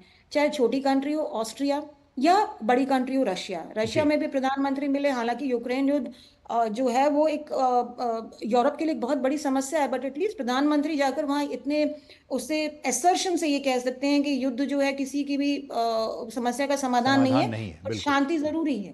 और ये उस माहौल में जहाँ जो रीजनल कॉन्फ्लिक्ट्स हैं वो बढ़ते जा रहे हैं। आप पैलेस्टीन का देखिए, महीनों से चल रहा है, इसको 2-2.5 साल होने को हो गए हैं। तो ये बहुत जरूरी है कि आपकी इमेज, आपके नेतृत्व में क्या वो स्ट्रेंथ है जिसके कारण कि आप जो मैसेज देना चाह रहे हैं दूसरी कंट्रीज को, क्योंकि वो पहुंच शीतल मैम, इससे पहले भी G20 का मंच हो, ब्रिक्स का मंच हो, और भी बहुत सारे मल्टीलैटरल जो फोरम्स हैं, उन पे इन जो ग्लोबल इश्यूज हैं उन पे बातचीत हुई है। अब आपको क्या लगता है कि अब आज की तारीख में इंडिया किस तरह का रोल प्ले कर सकता है? क्योंकि बहुत सारे ऐसे इश्यूज हैं जिनको कि सॉल्व करना बहुत जरूरी है, न सिर्फ भारत के लिए बल्कि पूरे वर्ल्ड के लिए। ऐसे में भारत और किस तरह का कंस्ट्रक्टिव रोल प्ले कर सकता है? असीम, देखिए बहुत इंटरेस्टिंग है कि G20 में अफ्रीकन यूनियन को शामिल करना बहुत इंपॉर्टेंट था। वो इसलिए इम्पोर्टेंट है कि क्योंकि देखिए आप ग्लोबल साउथ का अगर नेतृत्व कर रहे हैं, अगर उसका लीडरशिप आप एक तरीके से, भारत सशक्त है उसको करने में। लीडर भी ये नहीं कि हम खुद को कह रहे हैं, कैपेबिलिटीज भी हैं लीडरशिप रोल के लिए। तो अगर आप उतने सशक्त हैं, आप ग्लोबल साउथ को रिप्रेजेंट कर रहे हैं, तो वो रिप्रेजेंटेटिव ज्यादा वाइडन हो गया तो बहुत अच्छी बात है। ये सिर्फ नंबर का बढ़ना नहीं है। कई लोग इस क्रिटिसिज्म में कहते हैं कि नंबर ऑफ देश बढ़ गए तो उससे क्या है। नहीं, ये एक सब्सटैंशियल क्वालिटेटिव शिफ्ट भी है। अब इससे क्या फर्क पड़ता है कि जब विकासशील देश आपके साथ जुड़ते हैं, तो सारी की सारी अंतरराष्ट्रीय राजनीति आज उस चीज पर नहीं टिकी है कि डिफेंस डील कितनी हो गई, मिलिट्री डील कितनी हो गई, या इकोनॉमी में क्या आयात निर्यात हो गया। बहुत से ऐसे एरियाज हैं जिन पे अभी हम बात कर भी रहे थे और करेंगे भी, कि जो इन देशों की, डेवलपिंग कंट्रीज की नीड है। अब नीड किसकी है? डेवलपमेंट की है, इन्वेस्टमेंट की है, इंफ्रास्ट्रक्चर की है। हमारे कितने प्रोजेक्ट्स हैं, clean city, clean water, smart cities, mobility. किस तरीके से जो एरियाज आम जिंदगी को टच करते हैं, मेरे जैसे आम आदमी को, आप नागरिक को जो जाकर उनके लिए सर्विस प्रोवाइड करते हैं, उन देशों में, उन एरियाज में देशों का साझा होना बहुत जरूरी है। तो जैसे मान लीजिए डॉक्टर शीतल, बहुत ही अहम बात आप बता रही हैं इस समय, और इसी को थोड़ा सा और विस्तार देते हुए हम चाहेंगे कि आप बताएं दर्शकों को कि क्योंकि क्लीन टेक्नोलॉजीज, रिन्यूएबल्स, और इस तरह से भारत जब विकसित भारत की बात करता है, आने वाले 25 साल और 50 साल के अपने इस रोड मैप पे आगे काम करने की बात करता है, तो किस तरह से ऑस्ट्रिया जैसे देश बेहद अहम हो जाते हैं आपसी सहयोग को लेकर, और हमारी तमाम भावी उन योजनाओं को लेकर जो पूरे एक तरह से एक जीवन के स्तर में ही एक बड़े बदलाव की बात कर रहे हैं भारत में। देखिए, हम विकसित होने का एम लेकर चल रहे हैं अगले 47 तक, 2047 तक। अब विकास इस तरीके से नहीं होगा कि हमारा जो मैक्रो इकोनॉमिक डेटा है वो बहुत ऊंचाइयों को छू ले और आम आदमी की जिंदगी उससे बदले ना। अब आपकी जैसे अर्बन प्लानिंग है, आपकी मैनेजमेंट ऑफ वाटर है, वे वेस्ट मैनेजमेंट है, ग्रीन टेक्नोलॉजी है, इन सब में। और अक्सर मैं ये बात कहती हूँ हमेशा कि अंतर्राष्ट्रीय राजनीति सिर्फ बिग टिकट प्रोग्राम्स पे नहीं चलती है। छोटे छोटे एरियाज जहाँ पे आपको बहुत बड़ा बड़ा इन्वेस्टमेंट नहीं चाहिए, आपको छोटी मीडियम एंटरप्राइजेस भी जो हैं कोलैबोरेट करके किसी एमओयू के तहत आपस में आकर कुछ बेस्ट प्रैक्टिस मॉडल अप्लाई कर सकती हैं। तो मान लीजिए वेस्ट मैनेजमेंट एक एरिया हो गया है आपका, या क्लीन वाटर हो गया, आप किस तरीके से रिसाइकल, रीयूज, रिड्यूस, इन सब पैरामीटर्स की बात करते हैं। और इसको मैं पर्टिकुलरली इसलिए आइडेंटिफाई कर रही हूँ कि आप देखिए जो क्लाइमेट चेंज है उसका सबसे ज्यादा असर जो है वो डेवलपिंग कंट्रीज पे होने वाला है। बिल्कुल। जो हम ग्लोबल साउथ कहते हैं, विकसित देश तो किसी ना किसी तरीके से देखिए उनके पास संसाधन भी हैं, रिसोर्सेज भी हैं, और जनसंख्या भी इतनी ज्यादा नहीं है कि उन्हें ज्यादा दिक्कतों का, हालांकि उन्हें भी आएगी देर सवेर, आ ही रही बट है जो मैम, आ ही रही है, उन्हें भी दिक्कतें बिल्कुल आ जो रही हैं। देखिए पूरे यूरोप में कहीं वाइल्ड फायर्स हैं तो कहीं पे फ्लड है। आप इतना अनप्रिडिक्टेबल हो गया है मौसम, क्लाइमेट। इंडिया में इस बार की हीट वेव देखिए आप, तो कहीं ना कहीं क्लाइमेट चेंज जो है अब her with every passing year इसके जो परिणाम हैं वो बहुत घातक होंगे, और पर्टिकुलरली डेवलपिंग कंट्रीज पे, और डेवलपिंग कंट्रीज में भी उस तबके पे जो कि लोअर मिडिल क्लास है या पॉवर्टी लाइन पे है। तो इन क्षेत्रों में और इन लोगों के, हमें इन कम्युनिटीज को टारगेट करना पड़ेगा जी। कि ये बात नहीं है कि बड़ी बड़ी बातें करके आ गए कॉरिडोर्स में और आकर बात खत्म नहीं। आपको ऐसे समझौते लाने पड़ेंगे कि भाई हमारे यहाँ वाटर वैसे ही लिमिटेड है, इसको भी किस तरीके से इसी का इस्तेमाल एक बेहतर तरीके से किया जा सके। या ग्रीन टेक्नोलॉजीज कहाँ, जहाँ पे आपका रिन्यूएबल एनर्जीज है जी। उसमें यूरोपियन कंट्रीज काफी महारत रखती हैं, तो किस तरीके से ये टेक्नोलॉजीज ली जाएं।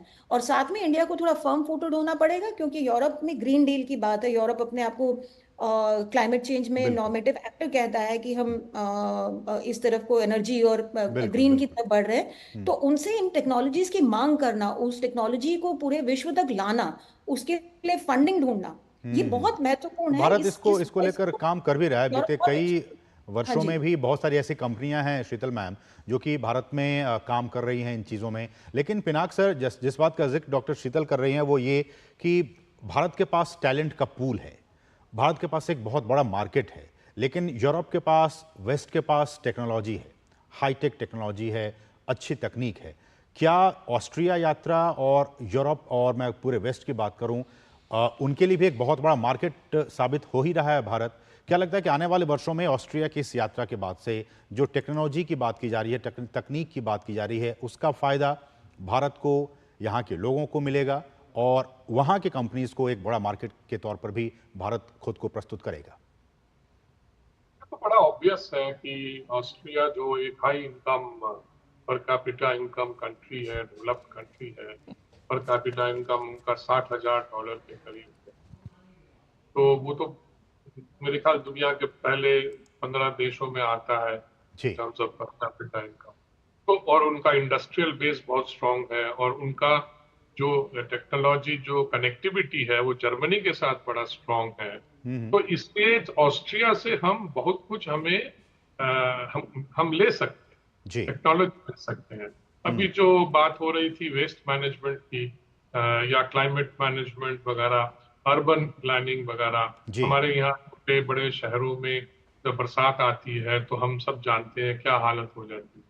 तो इस तरह की जो टेक्नोलॉजीज हैं या जो प्लानिंग मेथड्स हैं जो मॉडर्नाइज्ड उन्होंने कर रखा है, उनसे हम सीख सकते हैं और उनसे हम हेल्प भी ले सकते हैं। तो यहाँ पे हमको निवेश भी कर सकते हैं उस तरह की टेक्नोलॉजीज में जो यहाँ पे, क्योंकि उनको मार्केट मिलेगा पक्का। तो इस तरह की बातें हो रही है मेरे ख्याल में। लेकिन पिनाक सर, अभी तक जो डेटा आया है, डेटा उतने उत्साहजनक नहीं है, इसलिए मेरा यह सवाल था। क्योंकि अभी तक अगर मैं 2023 तक की बात करूं सर, तो ओनली $2.9 बिलियन का ही ट्रेड दोनों देशों के बीच में हुआ है। ऐसे में लगता है कि इस विजिट के बाद से ये जो डिजिट हैं उसमें चेंजेस हमें देखने को मिलेंगे। ट्रेड बढ़ाने की कोशिश तो की जाएगी, क्योंकि हमारा बड़ा मार्केट है, वो हमें बहुत सारी चीजें बेच सकते हैं। पर मुझे लगता है टेक्नोलॉजी और सर्विसेज में कुछ ज्यादा ही हमको मेरे ख्याल में फायदा हो सकता है। अब ट्रेड, अब यूरोप जैसे क्लाइमेट चेंज को बड़ा सीरियसली ले रहा है, वो कार्बन टैक्स की बात कर रहा है हमारे साथ। अगर कार्बन टैक्स लगे तो हमने कहा कि फिर हम भी लगाएंगे कार्बन टैक्स, तो उसमें ट्रेड पे इम्पैक्ट जरूर होगा, क्योंकि चीजों की दाम बढ़ जाएगी। तो इस तरह की चीजें हैं जो अभी क्लाइमेट चेंज का जो इम्पैक्ट है ऑन ट्रेड पे, उसको हमें देखना पड़ेगा और उसको किस तरह से हम नेविगेट करें, वो भी एक समस्या होगी इन द फ्यूचर। लेकिन ईयू के साथ साथ, चूंकि हम जानते हैं कि ईयू का एक बहुत ही अहम मेंबर है ऑस्ट्रिया, और ईयू के तमाम देश भी रीन्यूएबल एनर्जी की दिशा में उनके पास तकनीक है, वो लगातार काम भी कर रहे हैं। और भारत ने भी डॉक्टर शीतल सेट कर रखा है एक टारगेट प्रधानमंत्री ने कि 2070 तक हम नेट कार्बन जीरो एमिटर के तौर पर हम अपने आप को एस्टैब्लिश और करेंगे। ईयू के कई देशों के साथ असीम आप सहयोग के साथ काम भी कर रहे हैं रिन्यूएबल एनर्जी को ऐसे लेकर। में डॉक्टर शीतल, कैसे इसको आगे बढ़ाया जाएगा? क्या हमें वो फंडिंग की बात आ जाती है, तकनीक की बात आ जाती है, क्योंकि भारत को खुद को एस्टैब्लिश करना है 2070 तक नेट जीरो एमिटर के तौर पर? असीम, ये बड़ा इंटरेस्टिंग है जब हम यूरोपियन यूनियन की बात करते हैं, क्योंकि हम फिर दो स्तर पे कनेक्ट होते हैं। एक तो हम यूरोपियन यूनियन के स्तर पर कनेक्ट होते हैं एज अ यूनियन, और एक हम होते हैं बायलैटरल। बिल्कुल। अब ये बड़ा इंटरेस्टिंग है कि कई बार क्या होता है कि यूरोपियन यूनियन की जो 27 मेंबर कंट्रीज हैं, उसमें कुछ बड़ी बड़ी कंट्रीज हैं, जैसे जर्मनी है, फ्रांस, स्पेन, इटली, हालांकि यूके बाहर हो गया है, जी। बट काफी समय तक वो भी फ्रेमवर्क में था। तो एक स्तर पे हमारा जो bilateral relations with these countries है वो ऑपरेट करता है, कहीं कहीं हम ईयू के फ्रेमवर्क में आ जाते हैं, बट नेवरदलेस दोनों मिलाकर हमारे लिए एडवांटेजेस ही हैं, क्योंकि भारत की ईयू से भी एज ए यूनियन संघ के साथ भी सही रिश्तेदारी है, और साथ में मेंबर स्टेट्स के साथ भी। अब रही बात ग्रीन की बात, अब ईयू जो है वो as a member, as a normative actor है, ग्रीन टेक्नोलॉजीज और क्लाइमेट चेंज के बारे में बहुत ज्यादा ओपनली वोकल है, और विश्व स्तर पर इसके बारे में बहुत ही मुखर रहा है। जी। मुखर रहा है। सो बात ये है कि अब ईयू की कौन सी कंट्रीज, जैसे नॉर्डिक कंट्रीज हैं, नॉर्डिक कंट्रीज जो हैं वो रिन्यूएबल एनर्जीज के सोर्सेज को टैप करने में बहुत ही एफिशिएंट है। इनके जैसे डेनमार्क के साथ हमारे काफी प्रोजेक्ट्स हैं जो ग्रीन एनर्जी पे है, विंड पे है, सोलर पे है। नॉर्वे तो और फिनलैंड के साथ भी हैं। नॉर्वे फिनलैंड के साथ हैं, तो इन कंट्रीज के साथ तो हमारे चल ही रहे हैं संबंध। इनके अंदर किस तरीके से हम इन्हें और मजबूती प्रदान कर सकते हैं, इशू आता है टेक्नोलॉजी का और इन्वेस्टमेंट का। अब जब आप रिन्यूएबल एनर्जीज है वो लॉन्ग टर्म के लिए तो आप क्लाइमेट को सेव कर रहे हैं, बट कहीं ना कहीं जो शॉर्ट टर्म में है इसकी जो लागत है और उसमें से जो रेवेन्यू है उसके इशू पर आता है, तभी कहीं ना कहीं जो ये योजनाएं हैं वो they fall back on the fossil fuels. Ma'am, climate fund की बात हुई थी जो आप कह रही हैं, आपको पता हाँ होगा जी। $100 बिलियन की बात हुई थी। किन देशों ने कितना दिया मुझे नहीं पता, लेकिन अभी तक वो फंड जुट नहीं पाया है, और उसको लेकर जो आगे काम होना था वो भी रुका हुआ है। बिल्कुल, पूरे के पूरे डेवलपिंग वर्ल्ड को तकरीबन इतने फंड की जरूरत है, पर इनको देने के लिए या इस टेक्नोलॉजी को ट्रांसफर करने के लिए जो बीच में अवरोध आ जाते हैं उनके ऊपर नेगोशिएशन बहुत इंपॉर्टेंट है। आप ये कीजिए कि सारी की सारी नहीं, क्योंकि कुछ क्रिटिकल टेक्नोलॉजीज हैं, कुछ नॉर्मल है, तो आप किस तरीके से कौन सी की बात करें। और पर्टिकुलरली हमें एनर्जी एफिशिएंट इसलिए भी होना है क्योंकि एक तो हमारा डेवलपमेंटल गोल है। जी। आप एनर्जी के बिना, नो मैटर फॉसिल वाली है, फ्यूल वाली है, रिन्यूएबल नॉन रिन्यूएबल कौन सी है, एक तो ये हमारे डेवलपमेंट के गोल के लिए प्राइमरी फ्यूल है, और दूसरा ये हमारे एनवायरनमेंट के लिए भी बहुत इंपॉर्टेंट है। और मैं फिर से कहूंगी कि जिस तरीके से तेज गति से एनवायरनमेंट और क्लाइमेट चेंज के दुष्प्रभाव हमारी तरफ आ रहे हैं, उसमें भारत को भी बहुत आहत होना पड़ेगा इन फ्यूचर। तो भारत जो है किस तरीके से इन कंट्रीज को नेगोशिएट कर कर ये टेक्नोलॉजी यहाँ पे ला सकता है, इसको इंडिजिनाइज करके इस टेक्नोलॉजी को रिफाइन करके हमसे भी आगे जो देशों को ज्यादा जरूरत है वहां पे भी ट्रांसफर कर सकता है। ये चेन है जिसको हमें समझना पड़ेगा। बिल्कुल, बिल्कुल। और ये एक दिन की उस पे नहीं है, ये बहुत बहुत लंबा एक प्रोसेस हो, लंबा तो नहीं कहिए, बहुत गहन है मुद्दा, कि जी। जिसमें आपको बहुत सी कॉन्स्टिट्यूएंसीज को मिलाना पड़ेगा, कम्युनिटीज को बात करनी पड़ेगी, टेक्नोलॉजी को डेवलप करने के लिए, यहाँ ट्रांसफर के लिए बहुत सारी इकाइयां हैं, यूनिट्स हैं, बट उनका तालमेल बिठाना मुझे नहीं लगता कि मुश्किल है। अगर डॉक्टर शीतल, क्या आप ऐसा मानती हैं कि कोविड से पहले का जो दौर था उसमें बड़े देशों या फिर जो टेक्नोलॉजी से संपन्न देश थे उनकी ये संकीर्णता थी कि टेक्नोलॉजी के शेयरिंग पे वो बहुत ज़्यादा सहमत नहीं होते थे या बहुत उत्साहित नहीं होते थे, और भारत जैसे देशों को टेक्नोलॉजी के साथ सहयोग की बहुत आवश्यकता रही है। आज के समय में कोविड के बाद से और अभी तक के अगर पिछले 4 साल देखें तो काफी कुछ बदला है। ऐसे में हम अभी तक भारत के पक्ष की तो बात लगातार कर रहे हैं, भारत ऑस्ट्रिया संबंध में। ऑस्ट्रिया भारत को किस तरह से देखता है? एक बड़े बाजार से इतर भी वो क्या चीजें हैं दोनों देशों के बीच में जो ऑस्ट्रिया की भी आवश्यकता होंगी भारत के साथ संबंधों को और बेहतर करने के लिए, क्योंकि वही शायद एक तरह से दोनों रिश्तों के संबंधों में एक संतुलन या फिर मजबूती लेके आएगा। देखिए, जिस संदर्भ में आपने ये प्रश्न किया है ना ऋतु, इसके 2 आयाम हैं। सबसे पहला तो ये है कि कोविड से पहले आपने कहा कि जो डेवलप्ड कंट्रीज थी वो टेक्नोलॉजी शेयर करने में थोड़ी हिचकिचाती थी। हेलो, मुझे जाना है, मैं जा रहा हूं। इसमें मैं एक चीज और पिनाक सर, ऐड आप कुछ कह रहे हैं क्या? हाँ, मुझे जाना है। अच्छा, ठीक है सर, ठीक है, ओके, लंबा जी जी जी जी, ओके सर। धन्यवाद सर हमारे साथ जुड़ने के लिए इतने लंबे समय तक। जी डॉक्टर शीतल, आप अपनी बात रखें। तो कोविड से पहले के समय जो डेवलपिंग कंट्रीज की छवि थी कि ये इनविंसिबल हैं, ये तो किसी तरीके से किसी कठिनाई में पड़ ही नहीं सकती हैं, पहले तो ये जो मिथ्या थी ये भंग हुई कोविड से।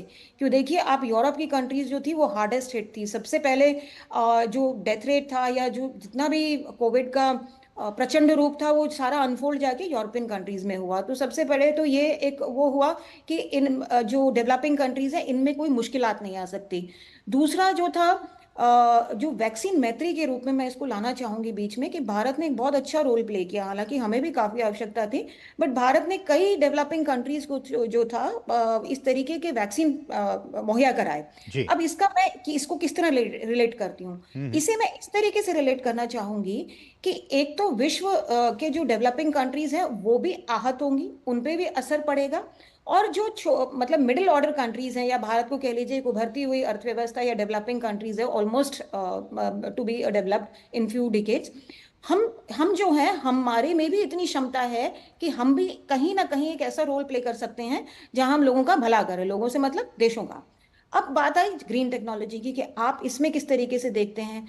जैसे ये ग्लोबल ऑर्डर चेंज हुआ है 2-3 साल में, एक चीज और हुई है। कोविड से पहले देखिए महामारी नहीं थी, इकोनॉमिक डाउनटर्न नहीं था वर्ल्ड में, ब्रेग्जिट नहीं हुआ था, और साथ में 2 युद्ध नहीं हो रहे थे। पिछले 4 साल में ये 5 मेजर चीजें हुई हैं, जिसके कारण कि पूरे के पूरे जो विश्व का समीकरण है, मैं कहूंगी ग्लोबल चेस बोर्ड पे, ये जो एक शतरंज की बाजी की तरह है, बहुत कुछ बदल गया है।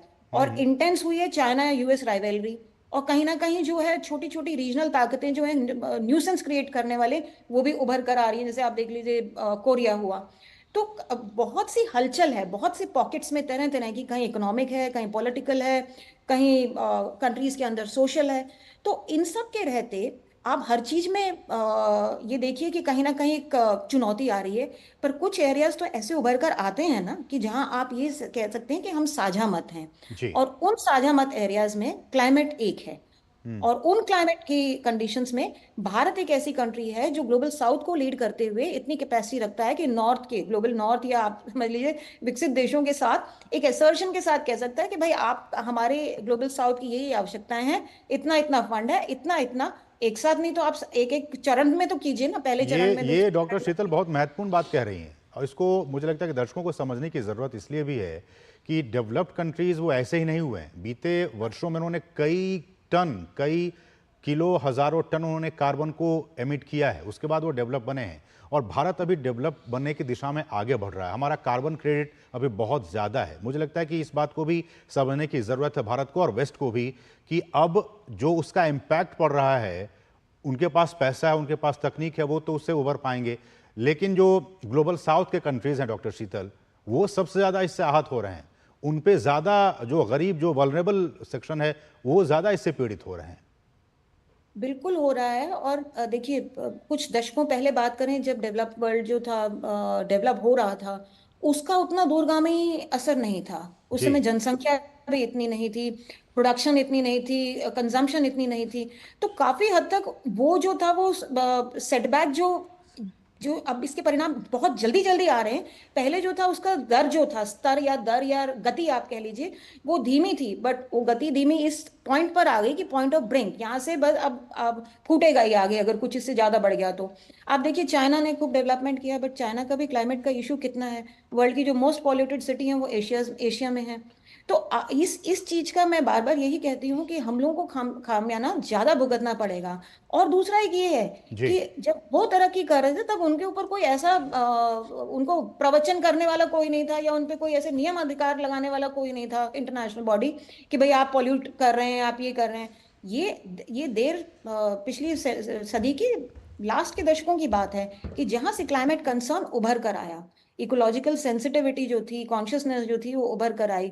और अब जो ये एक अहम मुद्दा बन गया है, कुछ समय बाद आप देखिएगा कि जहां जब पूरे विश्व में पीने योग्य पानी का स्तर जो परसेंटेज है वो इतनी कम है कि आप कुछ दिनों में ये भूल जाएंगे कि आप सीमा के विवाद में झुलस रहे हैं, कि आप क्षेत्रवाद में हैं।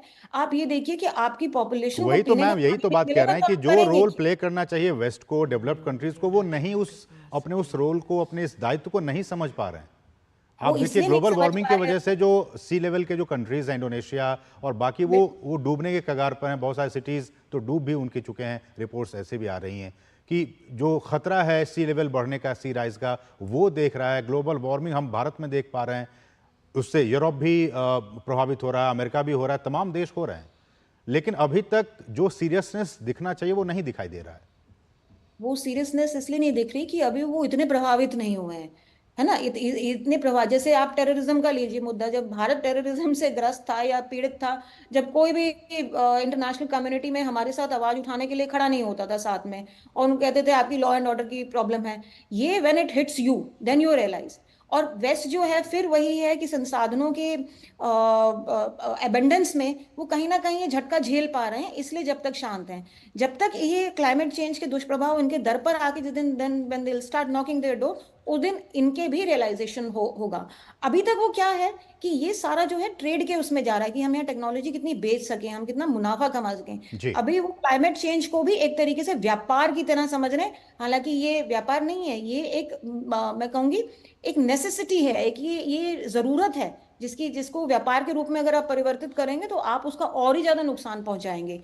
यहीं पे फर्क आता है वैल्यूज का और इंटरेस्ट का, कि बजाय आप ये देखने के कि पूरे विश्व को जिसकी आवश्यकता है, आप उसमें अपना इंटरेस्ट देख रहे हैं, मुनाफा देख रहे हैं, जब तक यही परेशानी रहेगी। और इस बीच भारत ने एक लाइफ का भी मंत्र दिया, लाइफ स्टाइल फॉर एनवायरनमेंट, जो कि खुद इतना पीड़ित है, बावजूद उसके वो तमाम देशों को राह दिखा रहा है कि आप भी लाइफ मिशन के तहत ही चलिए, तभी सबका भला होगा। बिल्कुल, इससे फूड सिक्योरिटी है, एक तो एनर्जी सिक्योरिटी का तो इशू है ही, फूड सिक्योरिटी है, क्लाइमेट चेंज आता है, unpredictable weather condition, crop loss हो रहा है, जमीन जो है इनफर्टाइल होती जा रही है, लैक ऑफ इरिगेशन है। इतने मुद्दे जुड़ते हैं ऋतु जी इसमें कि आप एक के बाद एक, आप ये नहीं देख सकते कि एक तार आप हटाकर अलग देख लीजिए तो ये इसको हम अलग डील करेंगे। ये सब जो है वो एक दूसरे से जुड़े हुए एक ऐसा ताना बाना है कि जहां, जैसे आप देखिए विश्व यूक्रेन में युद्ध हुआ तो फूड प्राइसेस कहाँ कहाँ नहीं बढ़ गए, क्योंकि फ्यूल कॉस्ट बढ़ा तो उससे ट्रांसपोर्टेशन का पूरा जो बर्डन आया वो फूड पे आया।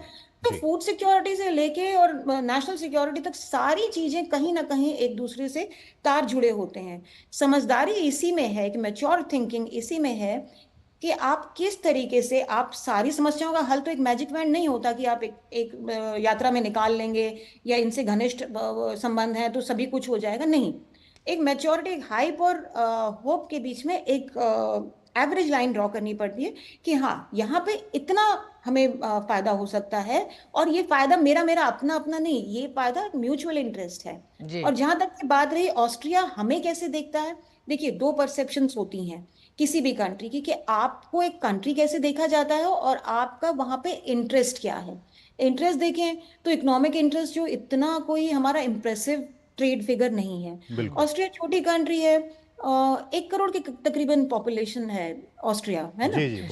जी, हाँ, तो एक इतनी बड़ी, इतनी छोटी कंट्री में, इतनी स्मॉल पॉपुलेशन में आपके पास उतना भी स्कोप नहीं है कि जैसे देखिए जो 15 करोड़ की है या जनसंख्या है या वहाँ है, but still there is a scope. और इस स्कोप में मैं एक चीज ऐड करना चाहूंगी कि जहाँ पे आप कल्चरली जा पाते हैं, अगर आप सांस्कृतिक रूप से किसी देश में अपना फुटप्रिंट, अपने पदचिन्ह छोड़ सकते हैं, तो आप वहां की आवाम का परसेप्शन भी चेंज कर सकते हैं। कहने का मतलब क्या है, देखिए 1845 में वियना में इंडोलॉजी या संस्कृत पढ़ाई जाती है। 1845 में इंडोलॉजी डिपार्टमेंट की शुरुआत हुई थी जी। हाँ जी बिल्कुल। नहीं देखिए, सॉरी, भारत 1880 में मैम। 80 में है, जी। नहीं उससे पहले उससे पहले संस्कृत का वहाँ संस्कृत स्टार्ट की हुआ था। शुरुआत, जी, जी, 1845। संस्कृत की शुरुआत हुई थी। जी, हाँ, मेरे जी। को वो इसलिए याद है कि 1857 से भी पहले की बात है, वो तो वो डेटा बिल्कुल। मेरे दिमाग में ऐसे रजिस्टर था। जी, जी, जी। तो आप ये देखिए कि उतने समय से आपका कहीं ना कहीं एक सांस्कृतिक तार जुड़ा हुआ है। तो प्रधानमंत्री इस चीज में भी बहुत ही कुशल हैं कि किस तरीके से वो कल्चरल फुटप्रिंट अपना वहां छोड़ते हैं।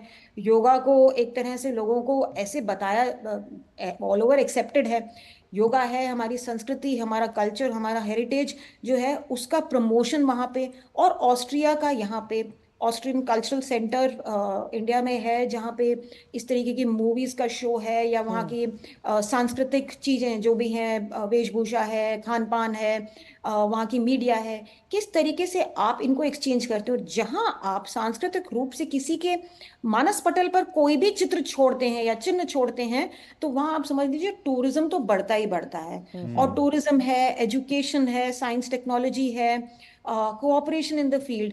तो वही है कि एक दोहा है कि रहीमन देखी बड़े को लघु न दीजिए टारी, है ना। तो ये है कि बड़े बड़े बिग टिकट्स के प्रोग्राम में ये नहीं है कि छोटे मैटर नहीं करते हैं, छोटे कई बार बिल्कुल डॉक्टर कारगर शीतल, साबित होते बिल्कुल हैं, डॉक्टर बहुत शीतल। अच्छे। और यही कारण है कि प्रधानमंत्री नरेंद्र मोदी ने पिछले 10 सालों में भी भारतीय डायस्पोरा को पूरे विश्व में यही कहा कि वो एक कल्चरल एम्बेसडर हमारे हैं। तो हमारे एक तरह से सांस्कृतिक प्रतिनिधि विश्व में भारत के मौजूद हैं, भारत की आबादी के तौर पे। लेकिन साथ ही साथ ये भी कई ऐसी चीज़ें हैं, डॉक्टर शीतल आपसे समझना चाहेंगे, जब दुनिया एक सप्लाई चेन के रीअलाइनमेंट के दौर से गुजर रही है, ऐसे में ऑस्ट्रिया और भारत की नज़दीकी, अगर हम नंबर्स की बात नहीं भी करें, $2.93 बिलियन को अगर हम एक बार को इस संख्या को ना उस तरह से देखें, तो भी क्या आपको लगता है कि भारत और ऑस्ट्रिया की नज़दीकी सिर्फ व्यापारिक नहीं है, लेकिन और भी कुछ बड़े संदेश भी देती है विश्व को? ऋतु, भारत की न्यू दिल्ली से बेल्जियम की डायरेक्ट फ्लाइट नहीं है, जो कि capital of the European union है, बट वियना के लिए डायरेक्ट फ्लाइट है एयर इंडिया की। तो आप इसी से समझ लीजिए कि जो एक घनिष्ठता है, नंबर्स के हिसाब से ना देखें, अगर आंकड़ों की विश्लेषण ना करें थोड़ी देर के लिए, तो इसी से जाहिर होता है कि कंट्री चाहे छोटी हो, कंट्री की जनसंख्या कम हो, व्यापार कम हो, पर अगर आपकी there is a convergence of values है, जहाँ पे आप एक दिशा के बारे में देखते हैं और सोचते हैं, उनका वो दिशाएं क्या हैं, शांतिपूर्ण तरीके से रहना, डेमोक्रेसीज हो, लोगों को उनके अधिकार हो, रूल ऑफ लॉ हो, जो कि फंडामेंटल है जनतंत्र के, लोकतंत्र के। अगर आप साझा मत हैं उन वैल्यूज पे, तो आप एक बहुत ही अच्छा मित्र आपको मिलता है पश्चिमी देशों में। मैं फिर से वही बात करूंगी कि चाइना के साथ तो हमारा बहुत ट्रेड है, पर क्या उस तरीके की घनिष्ठता है? क्या हम वो विश्वसनीय है? तो कहीं ना कहीं जो है ट्रस्ट फैक्टर और commonality of interest and values जो है, वो दो इकाइयों को, दो एंटिटीज को, दो देशों को एक साथ लेकर आता है। और इसमें चाहे वो कितने ही बड़े साइज की हो, छोटे साइज की हो, बट दोनों कंट्रीज का एक साथ रहना भी, और जो गर्मजोशी आप देखते हैं, 41 साल बाद प्राइम मिनिस्टर गए हैं यहाँ पे, मेरे ख्याल से इंदिरा गांधी जी के बाद गए हैं। बिल्कुल तो बिल्कुल। कुछ ना कुछ तो कारण है कि बात ये नहीं है कि मैं जाके आप ओवरनाइट अगर ये दुगना भी हो जाए ना व्यापार, तो भी और गनीमत इसलिए भी समझ डॉक्टर लीजिए शीतल, कि ये नहीं उम्मीद होता हम है। लोग बनाए बैठे हैं भारतीय कि इस यात्रा के बाद से क्या कुछ निकल कर सामने आता है, क्योंकि बहुत सारे ऐसे एग्रीमेंट्स हैं, ऐसे पॉइंट्स हैं जिन पर कि भारत चाह रहा है कि ऑस्ट्रिया के साथ और भी जो प्रगाढ़ संबंध है वो और भी प्रगाढ़ हो सके, मजबूत हो सकें। क्या कुछ निकल कर सामने आता है, क्योंकि इस वक्त प्रतिनिधिमंडल स्तर की वार्ता हो रही है, उससे क्या कुछ निकल कर सामने आता है, इस पर हमारी निगाहें बनी होंगी। लेकिन आपसे रिक्वेस्ट है मैम कि आप हमारे साथ बने रहिए। उससे पहले हम अपने दर्शकों को अब तक जो क्या कुछ हेडलाइंस हैं, क्या कुछ सुर्खियां हैं, उससे हम रूबरू करा दें। कुछ हेडलाइंस पर हम निगाह डालते हैं।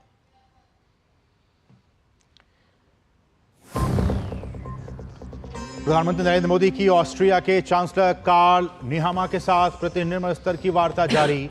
द्विपक्षीय संबंधों को मजबूत बनाने पर हो रही है चर्चा। पीएम मोदी को वियना के फेडरल चांसरी में दिया गया guard of honour. Federal chancery में चांसलर कार्ल निहामा ने गर्मजोशी के साथ प्रधानमंत्री नरेंद्र मोदी का किया स्वागत। 7 राज्यों में 13 विधानसभा सीटों पर उपचुनाव के लिए वोटिंग जारी। बंगाल की 4 सीटों पर हो रहे उपचुनाव के दौरान सामने आ रही है हिंसा की खबरें।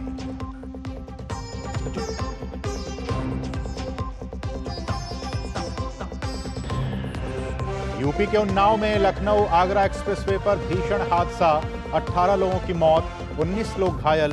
प्रधानमंत्री ने मृतकों के परिजनों के लिए 2-2 लाख रुपए और घायलों को 50,000 रुपए के मुआवजे का किया ऐलान। राष्ट्रपति ने जताई संवेदना। असम में बाढ़ के चलते 7 और लोगों की मौत, मरने वालों की संख्या बढ़कर हुई 79। कई इलाकों में ब्रह्मपुत्र और 5 अन्य नदियां खतरे के निशान से ऊपर, 17 लाख से अधिक लोग प्रभावित। और भारत और जिम्बाब्वे के बीच तीसरा T20 मुकाबला हरारे में आज। 5 मैचों की सीरीज में 1-1 से दोनों टीम है बराबर। आज का मुकाबला जीतकर दोनों ही टीम सीरीज में बढ़त बनाने की करेगी कोशिश।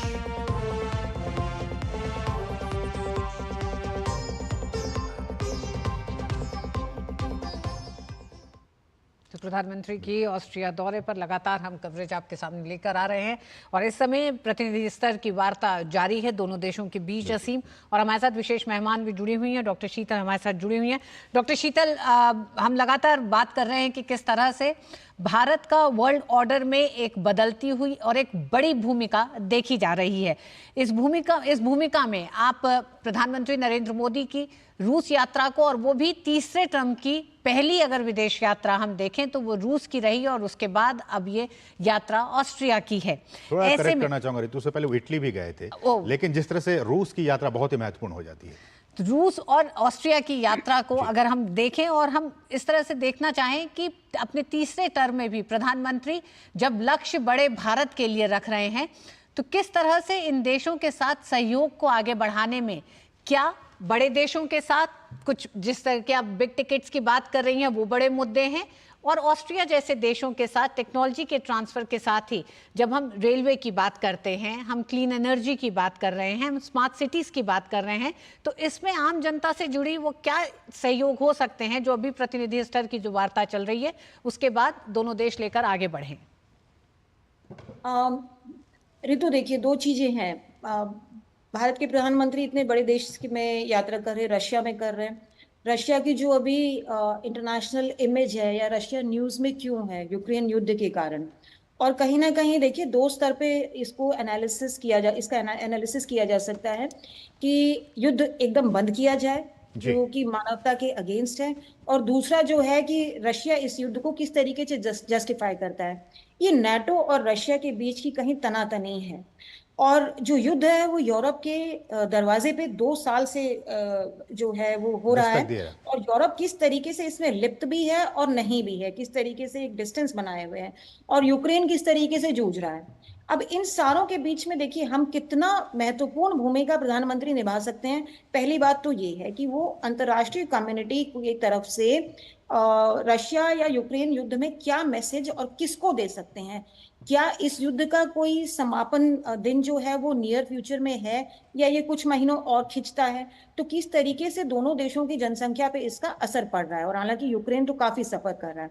अब इसके रहते जो है यूरोप में भी कहीं ना कहीं 2 लेवल की विचारधाराएं हैं। देखिए, पहले ब्रेग्जिट के आसपास और ब्रेग्जिट के थोड़े पहले दिनों में जब यूके ने यूरोपियन यूनियन को एग्जिट किया था, उस समय कहीं ना कहीं यूरोस्केप्टिसिज्म आ रहा था कि यूरोपियन कंट्रीज जो थी, यूनियन के मेंबर्स थे, वो उसको छोड़ना चाह रहे थे कि भाई हमारे अपना फायदा नहीं है, हमारे देनदारी ज्यादा है, कॉस्ट ज्यादा है, बेनिफिट कम है, मतलब जो भी उनके अपने अपने इश्यूज थे, कुछ माइग्रेशन से, प्रवासियों से, कल्चर से, कई चीजें इकट्ठी होकर एक एंटी यूरोपियन यूनियन सेंटिमेंट को बढ़ावा दे रही थी।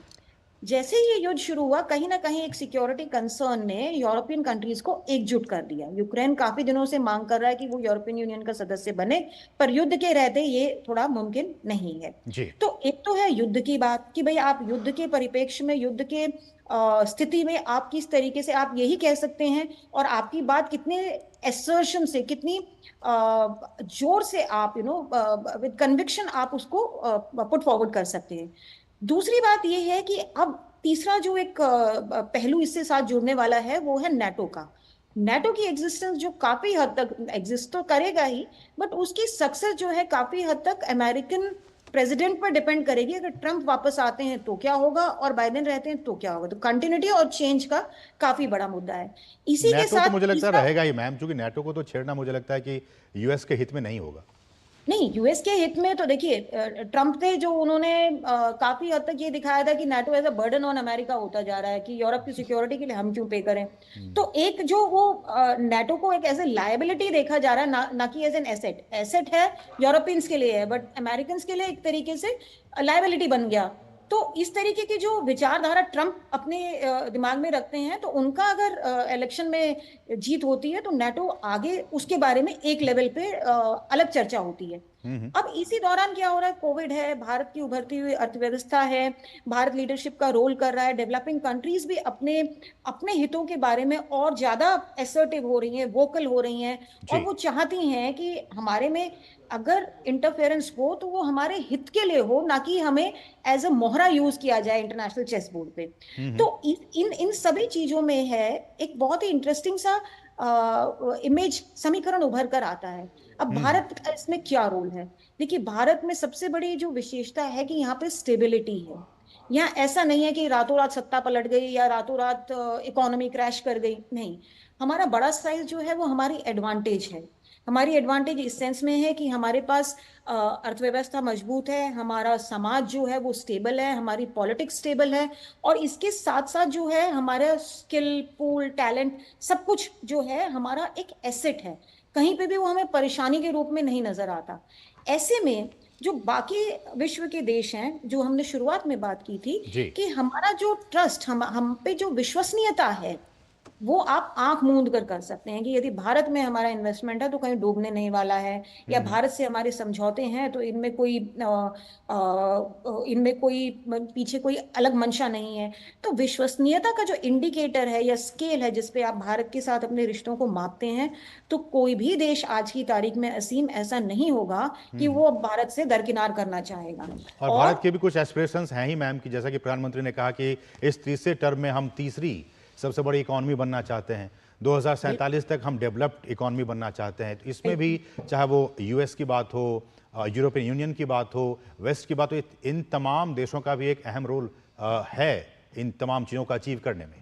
डॉक्टर शीतल, प्रधानमंत्री नरेंद्र मोदी ने पिछले 10 साल में विदेश नीति के तहत और विश्व के तमाम, अगर हम आंकड़ों की बात करें तो उस हिसाब से अपनी अर्थव्यवस्थाओं, अपनी आबादी के लिहाज से भी छोटे देशों के साथ संबंधों को मजबूत करा, और हर देश की अपनी एक अहमियत है। अब अगर हम उन बड़े मुद्दों पर आए जिनको एक तरह से प्रधानमंत्री नरेंद्र मोदी तमाम मल्टीलैटरल फोरम्स पर उठाते रहे हैं, मुखरता से बोलते रहे हैं, उसमें संयुक्त राष्ट्र में सुधार जैसी बातें हैं, मल्टीलैटरल फोरम्स में सुधार की बात है, साथ ही साथ आतंकवाद को लेकर जो बातें करते रहे हैं, उसमें विश्व के कई देशों को एक साथ आने की जरूरत थी एक मंच पर, और बहुत हद तक सफलता दिखती है जब आतंकवाद जैसे मसले पे, जहां आतंकवाद को लेकर एक बहस, एक गुड टेररिज्म, बैड टेररिज्म की थी, आज की तारीख में आतंकवाद का एक ऐसा चेहरा है जो बुरा चेहरा है, इस पर आम सहमति विश्व के बड़े देशों में है। ऐसे ही जब हम संयुक्त राष्ट्र में सुधार की बात करते हैं, तो आप किस तरह से देखते हैं इन तमाम देशों के सहयोग को, इनकी आवाज को? भारत कितनी मुखरता, कितना मंच देता हुआ दिखाई देता है, और भारत को भी कितनी जरूरत है इस समय इन बड़े बदलावों के लिए इन देशों की? ऋतु, अगर हम यूनाइटेड नेशंस की बात करें, संयुक्त राष्ट्र की बात करें, तो इसका जो गठन हुआ था वो इसीलिए हुआ था कि एक तो पीस हो, ऑर्डर हो, और रिप्रेजेंटेटिव होना चाहिए था। उस समय ये विक्टोरियस पावर साथ में आई, और एक ऐसी कंट्री भी शामिल की गई जो एक बहुत बड़ी जनसंख्या को रिप्रेजेंट करती थी, जो एक किस्म से आप कह लीजिए कि हैव नॉट्स, अगर मैं ये वर्ड यहाँ करूं तो उनका एक रिप्रेजेंटेशन था। अब जो है समय बदल गया है, समय इस तरीके से बदल गया है कि जो 5 यूएन सिक्योरिटी काउंसिल के मेंबर्स हैं, उसमें जो 4 पश्चिमी ताकतें हैं, उनकी जनसंख्या देखिए, उनकी इकोनॉमी देखिए, बनिस्बत भारत को या चाइना को देखिए आप, है ना। तो विश्व की कितनी जनसंख्या है, क्या सिर्फ डेवलपिंग कंट्रीज ही रिप्रेजेंट होनी चाहिए? डॉक्टर शीतल, आप हमें सुन पा रही हैं? हाँ जी, मैं आपके पास आऊंगा डॉक्टर शीतल, लेकिन उससे पहले कुछ अपडेट्स मैं अपने दर्शकों को बता दूं। पीएम मोदी, जैसा कि आपको हम बता रहे हैं, कि ऑस्ट्रिया के दौरे पर हैं, और प्रधानमंत्री की मध्य यूरोपीय देश की यात्रा के महत्व पर भारत में ऑस्ट्रिया की राजदूत कैथरीना वीसर से डीडी न्यूज के हमारे सहयोगी अमृतपाल सिंह ने खास बातचीत की है। आइए वो हम आपको सुनाते हैं। Prime Minister Narendra Modi arrives in the Austrian capital Vienna on Tuesday evening for a bilateral visit. It is an important visit to a Central European country because this visit comes after 41 years that an Indian Prime Minister visits Austria. To talk more about that visit, I have with me the Austrian Ambassador to India, Katharina Wieser. Thank you, Ambassador Wieser, for speaking to us. How important is this visit and why is this visit so important? Thank you for inviting me. And yes, you're right, this is really a very important visit for us. It is the first visit of an Indian Prime Minister, as you mentioned, after 41 years to Austria, 40 years after an Austrian Federal Chancellor visited India. And this visit is taking place in a year when we are celebrating 75 years of bilateral relations. So we are happy about that fact also, that this high-level visit is now sort of a manifestation of the very good place that we are in at the level of our bilateral relations. How close are the political relations between the two countries, Ambassador? I think we can really say that we have an excellent and long-standing good relationship. So all through these 75 years, there have never been really bad phases that we had to overcome. We've had a very steady and long-lasting good relationship with each other, but I think we can say that in the past years there has been a special dynamic in our relationship. Also at the political level, there have been several political meetings between our foreign ministers in particular. They have met 7-8 times over the past 2 years. They've established a very good working relationship with each other. Last year, 2 years ago, the speakers of both houses of Austrian Parliament came to visit India. The Austrian Minister of Labour and Economy came and visited this year for a whole week. And also Prime Minister Modi actually met our foreign minister when he briefly was Chancellor of the Republic of Austria in Glasgow in the margins of one of the COP meetings. So in the past years at the political level also there have been many, many visits. Minister Jaishankar came to Vienna at the beginning of last year. Also after a long period, I think of 27 years when no Indian foreign minister had visited Austria. Excellency, we talk about the economic relations between the two countries. The bilateral trade last year was close to about $3 billion US dollars. Do you see more potential for increasing this and increased bilateral cooperation, economic cooperation, and would that figure in the talks between the two leaders? Absolutely. So our bilateral economic and business relationship is a very important central part of our bilateral relationship. We have been improving that also over the past years. There's more interest, not only from Austrian companies, but also from other companies. There's a more international focus and interest also in what is happening in India. And also from Austrian company side, obviously. We have 150 Austrian, so subsidiaries of Austrian companies in India. Austria is well known as a high-tech country. So that is what we do. We are very, very good in that sector. And that is also central to our business engagement in India. So we are very much into high-tech machinery and tools. Many of our companies are invested in infrastructure development. You will find Austrian companies everywhere, whether it's the railway sector or water power sector or smart cities development or automotive sector, for example. Ambassador, when the Austrian Labour Minister was here this February, there was an understanding on a startup bridge which has been talked for a very long time. This time when the Prime Minister meets the CEOs at the Business Forum, there are a sizable number of CEOs from the startups as well participating. So where is that partnership going? Startups is sort of, in everybody's mouth nowadays. You are right, bilateral startup bridge was launched in the presence of the Austrian Minister of Labour and Economy when he came to visit India in February. But even before that, startup cooperation had been going on. There were 5 startup missions going both ways. Austria is a very important startup ecosystem, a startup ecosystem. I think there are nearly 4,000 startups in Austria, and we're trying at the regulatory level also to do a lot to promote startups. India, as we know, is also a very good startup ecosystem. So obviously, it was logical that we would try and cooperate more at that level. We think innovation is important to meet the challenges of the future. So I think both of our countries are putting a focus on startups, so the bilateral startup bridge gave that another boost.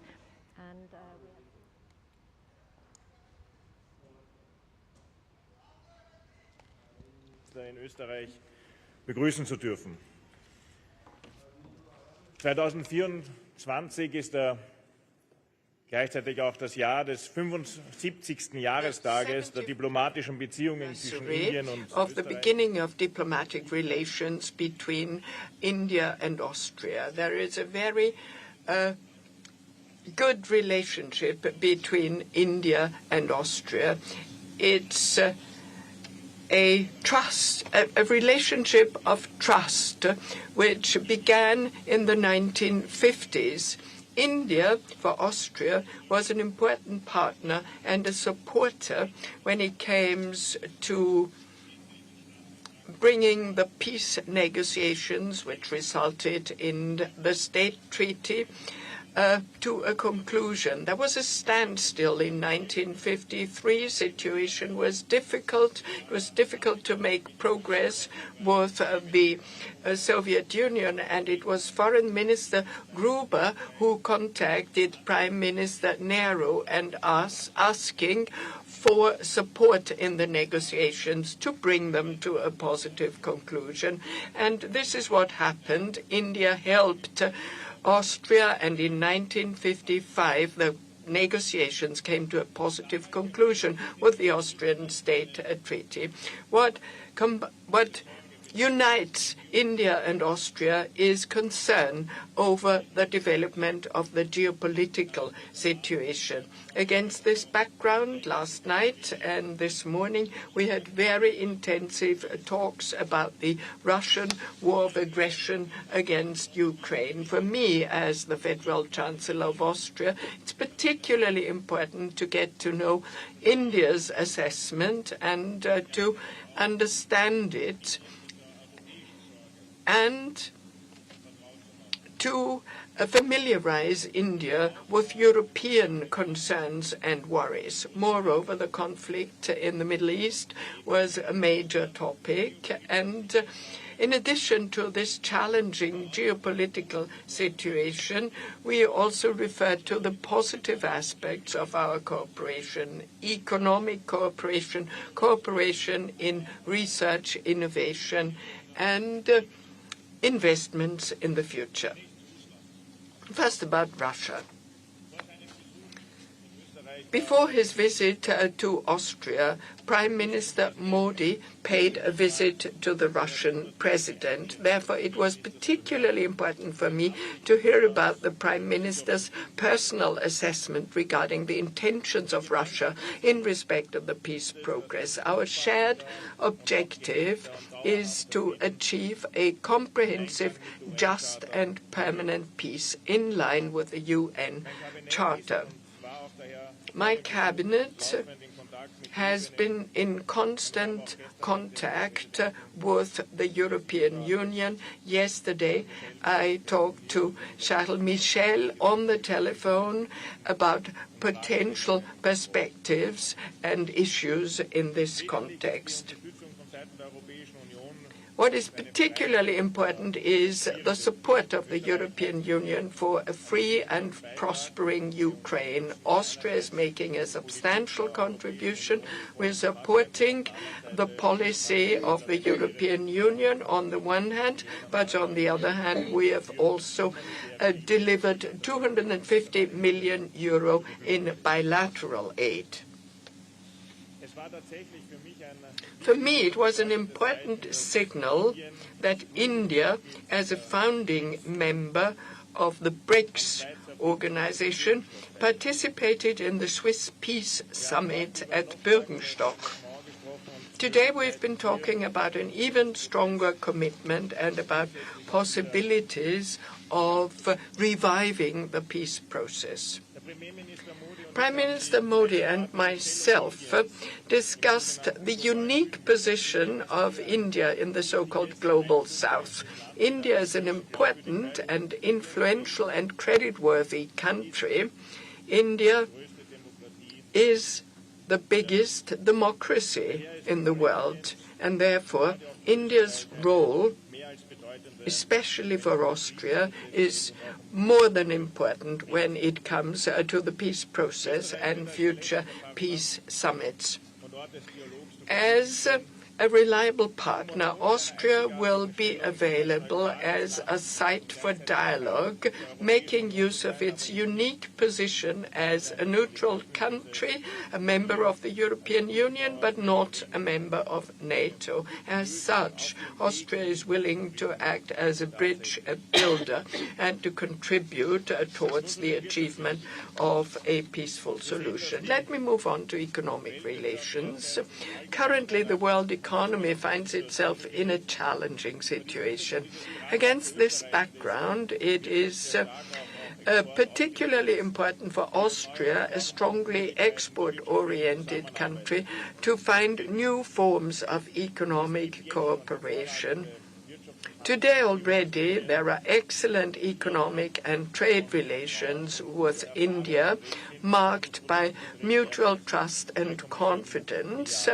2.7 billion euro is the current trade volume. More than 150 Austrian businesses are operating in India, and we expect the number to increase, and there will also be Indian investments in Austria. There is high demand for economic cooperation, particularly when it comes to renewable energy, about environment and urban technology, urban development and infrastructure development. It's impressive to look at India's success when it comes to infrastructure, digitalization in society, and developing infrastructure at an enormous pace. Today's business forum, which is taking place right now at the Vienna Hofburg, about 40 businesses from India and Austria are coming together to engage in new cooperation and in identifying new economic opportunities. For me, as Austrian Federal Chancellor, cooperation in the field of science is important. Intensified cooperation between universities in Austria and in India.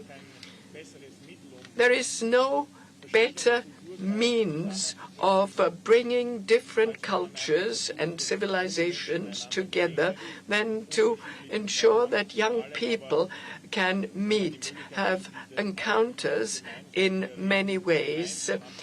If you're working together on projects, learning on projects, experiencing technological progress and further developing it, this is particularly important. India has fascinating projects, and Austria has built an impressive level of know-how. So in the field of science and research, we want to intensify our cooperation.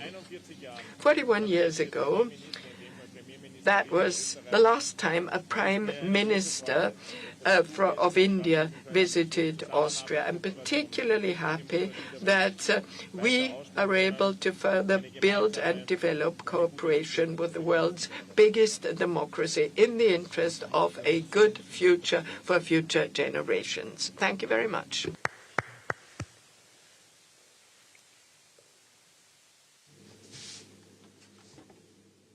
Your Excellency, chancellor Karl Nehammer, दोनों देशों के delegates, media के साथियों, नमस्कार। सबसे पहले मैं गर्मजोशी भरे स्वागत और आतिथ्य सत्कार के लिए चांसलर नेहमर का आभार प्रकट करता हूं। मुझे खुशी है कि मेरे तीसरे कार्यकाल की शुरुआत और शुरुआत में ही ऑस्ट्रिया आने का अवसर मिला। मेरी यह यात्रा ऐतिहासिक भी है और विशेष भी है। 41 साल के बाद किसी भारतीय प्रधानमंत्री ने ऑस्ट्रिया का दौरा किया है। ये भी सुखद संयोग है कि ये यात्रा उस समय हो रही है जब हमारे आपसी संबंधों के 75 साल पूरे हुए हैं। फ्रेंड्स, लोकतंत्र और रूल ऑफ लॉ जैसे मूल्यों में साझा विश्वास हमारे संबंधों की मजबूत नींव है। आपसी विश्वास और शेयर्ड इंटरेस्ट से हमारे रिश्तों को बल मिलता है।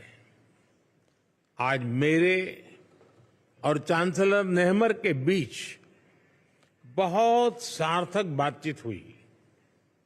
हमने आपसी सहयोग को और मजबूत करने के लिए नई संभावनाओं की पहचान की है। हमने निर्णय लिया है कि संबंधों को स्ट्रैटेजिक दिशा प्रदान की जाएगी। आने वाले दशक के लिए सहयोग का खाका तैयार किया गया है। यह केवल आर्थिक सहयोग और निवेश तक सीमित नहीं है। इंफ्रास्ट्रक्चर विकास, innovation, renewable energy, hydrogen, water and waste management, artificial intelligence, quantum जैसे क्षेत्रों में एक दूसरे के सामर्थ्य को जोड़ने का काम किया जाएगा। दोनों देशों की युवा शक्ति और आइडियाज को कनेक्ट करने के लिए स्टार्टअप ब्रिज को गति दी जाएगी। मोबिलिटी और माइग्रेशन पार्टनरशिप पर पहले से समझौता हुआ है। यह लीगल माइग्रेशन और स्किल्ड वर्कफोर्स की मूवमेंट में सहयोग देगा। सांस्कृतिक और शैक्षणिक संस्थाओं के बीच आदान प्रदान को बढ़ावा दिया जाएगा। फ्रेंड्स, ये हॉल जहां हम खड़े हैं बहुत ही ऐतिहासिक है। 19वीं सदी में यहां ऐतिहासिक वियना कांग्रेस होस्ट की गई थी। उस कॉन्फ्रेंस ने यूरोप में शांति और स्थिरता को दिशा प्रदान की थी। मैंने और चांसलर नेहमर ने विश्व में चल रहे विवादों, चाहे यूक्रेन में संघर्ष हो या पश्चिम एशिया की स्थिति, सभी पर विस्तार में बात की है। मैंने पहले भी कहा है कि यह युद्ध का समय नहीं है। समस्याओं का समाधान रणभूमि में नहीं हो सकता। कहीं भी हो, मासूम लोगों की जान की हानि स्वीकार्य नहीं है। भारत और ऑस्ट्रिया शांति और स्थिरता की जल्द से जल्द बहाली के लिए डायलॉग और डिप्लोमेसी पर बल देते हैं। इसके लिए हम दोनों मिलकर हर संभव सहयोग देने के लिए तैयार हैं। फ्रेंड्स, आज मानवता के सामने क्लाइमेट चेंज और आतंकवाद जैसी चुनौतियों पर भी हमने विचार साझा किए। क्लाइमेट के विषय में अंतर्राष्ट्रीय solar alliance, coalition for disaster resilient infrastructure, biofuel alliance जैसी हमारी पहलों से जुड़ने के लिए हम ऑस्ट्रेलिया को आमंत्रित करते हैं। हम दोनों आतंकवाद की कठोर निंदा करते हैं। हम सहमत हैं कि ये किसी भी रूप में स्वीकार्य नहीं है। इसको किसी तरह भी जस्टिफाई नहीं किया जा सकता। हम संयुक्त राष्ट्र संघ और अन्य अंतर्राष्ट्रीय संस्थाओं में रिफॉर्म के लिए सहमत हैं ताकि उन्हें समकालीन और इफेक्टिव बनाया जाए। फ्रेंड्स, आने वाले महीनों में ऑस्ट्रिया में चुनाव होंगे। मैं लोकतंत्र की जननी और विश्व के सबसे बड़े लोकतंत्र भारत के लोगों की ओर से चांसलर नेहमर और ऑस्ट्रेलिया के लोगों को अनेक अनेक शुभकामनाएं देता हूं। कुछ देर बाद हम दोनों देशों के सीईओ से मिलेंगे। मुझे ऑस्ट्रिया के माननीय राष्ट्रपति जी से भी मिलने का सौभाग्य मिलेगा। एक बार फिर मैं चांसलर नेहमर के प्रति उनकी मित्रता के लिए आभार प्रकट करता हूं और भारत यात्रा करने के लिए मैं आपको निमंत्रित करता हूं। बहुत बहुत धन्यवाद। Thank you. Sehr geehrte Damen und Herren, vielen Dank für Ihre Aufmerksamkeit. तो ये बहुत ही महत्वपूर्ण तस्वीरें शिष्टमंडल स्तर की बातचीत के बाद आपने दोनों ही नेताओं को सुना, वहाँ के चांसलर को, ऑस्ट्रिया के चांसलर को, और उसके बाद प्रधानमंत्री नरेंद्र मोदी ने वहाँ प्रेस को संबोधित किया। बहुत सारी अहम बातें प्रधानमंत्री ने कही। उन्होंने कहा कि 40 सालों के बाद किसी भारतीय प्रधानमंत्री की ये यात्रा हो रही है और जो ये यात्रा है काफ़ी विशेष है और साथ ही साथ काफ़ी ऐतिहासिक भी है। प्रधानमंत्री ने यह भी कहा कि हम इन 75 सालों में आपसी संबंधों को काफ़ी मजबूती हमने प्रदान किया है। लोकतंत्र, डेमोक्रेसी और रोल ऑफ जो लॉ है, ये हम दोनों देशों के बीच एक साझा विश्वास है और इसी साझा विश्वास, एक मजबूत नींव पर दोनों देशों के संबंध टिके हुए हैं। उन्होंने ये भी कहा कि दोनों नेताओं के बीच सार्थक बातचीत हुई है मजबूत संबंध को लेकर, और क्या कुछ नई संभावनाएं हैं उनकी पहचान भी आज हमने इस बातचीत में की है। प्रधानमंत्री ने यह भी कहा कि संबंधों को एक रणनीतिक दिशा देने की कोशिश की गई है, एक स्ट्रेटेजिक डायरेक्शन देने की कोशिश की गई है। जी, इन रिश्तों को अब रणनीतिक रिश्तों के तौर पर आगे दिशा में बदला जाएगा। और आइए एक नजर डालते हैं प्रधानमंत्री नरेंद्र मोदी की आज के अभी इस पूरी बातचीत में क्या बड़ी बातें रही, उस पर एक नजर डालते हैं।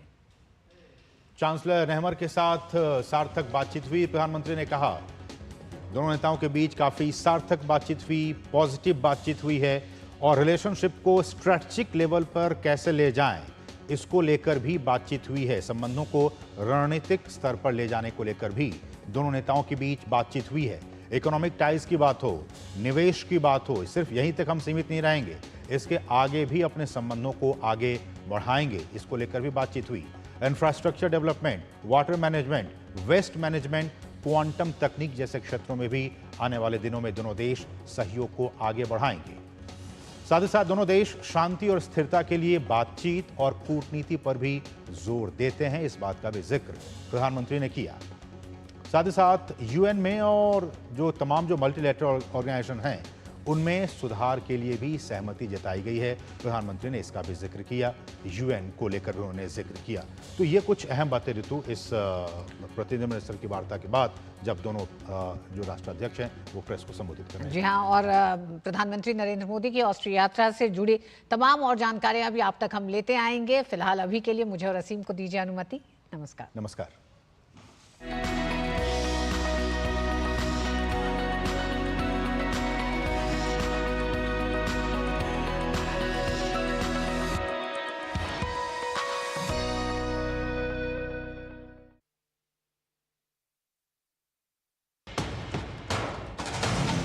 कश्मीर से कन्याकुमारी तक, कच्छ से कामाख्या तक, राज्यों की राजधानियों से प्रदेशों के कोने कोने तक, होगी हर राज्य के हर हिस्से की पूरी खबर।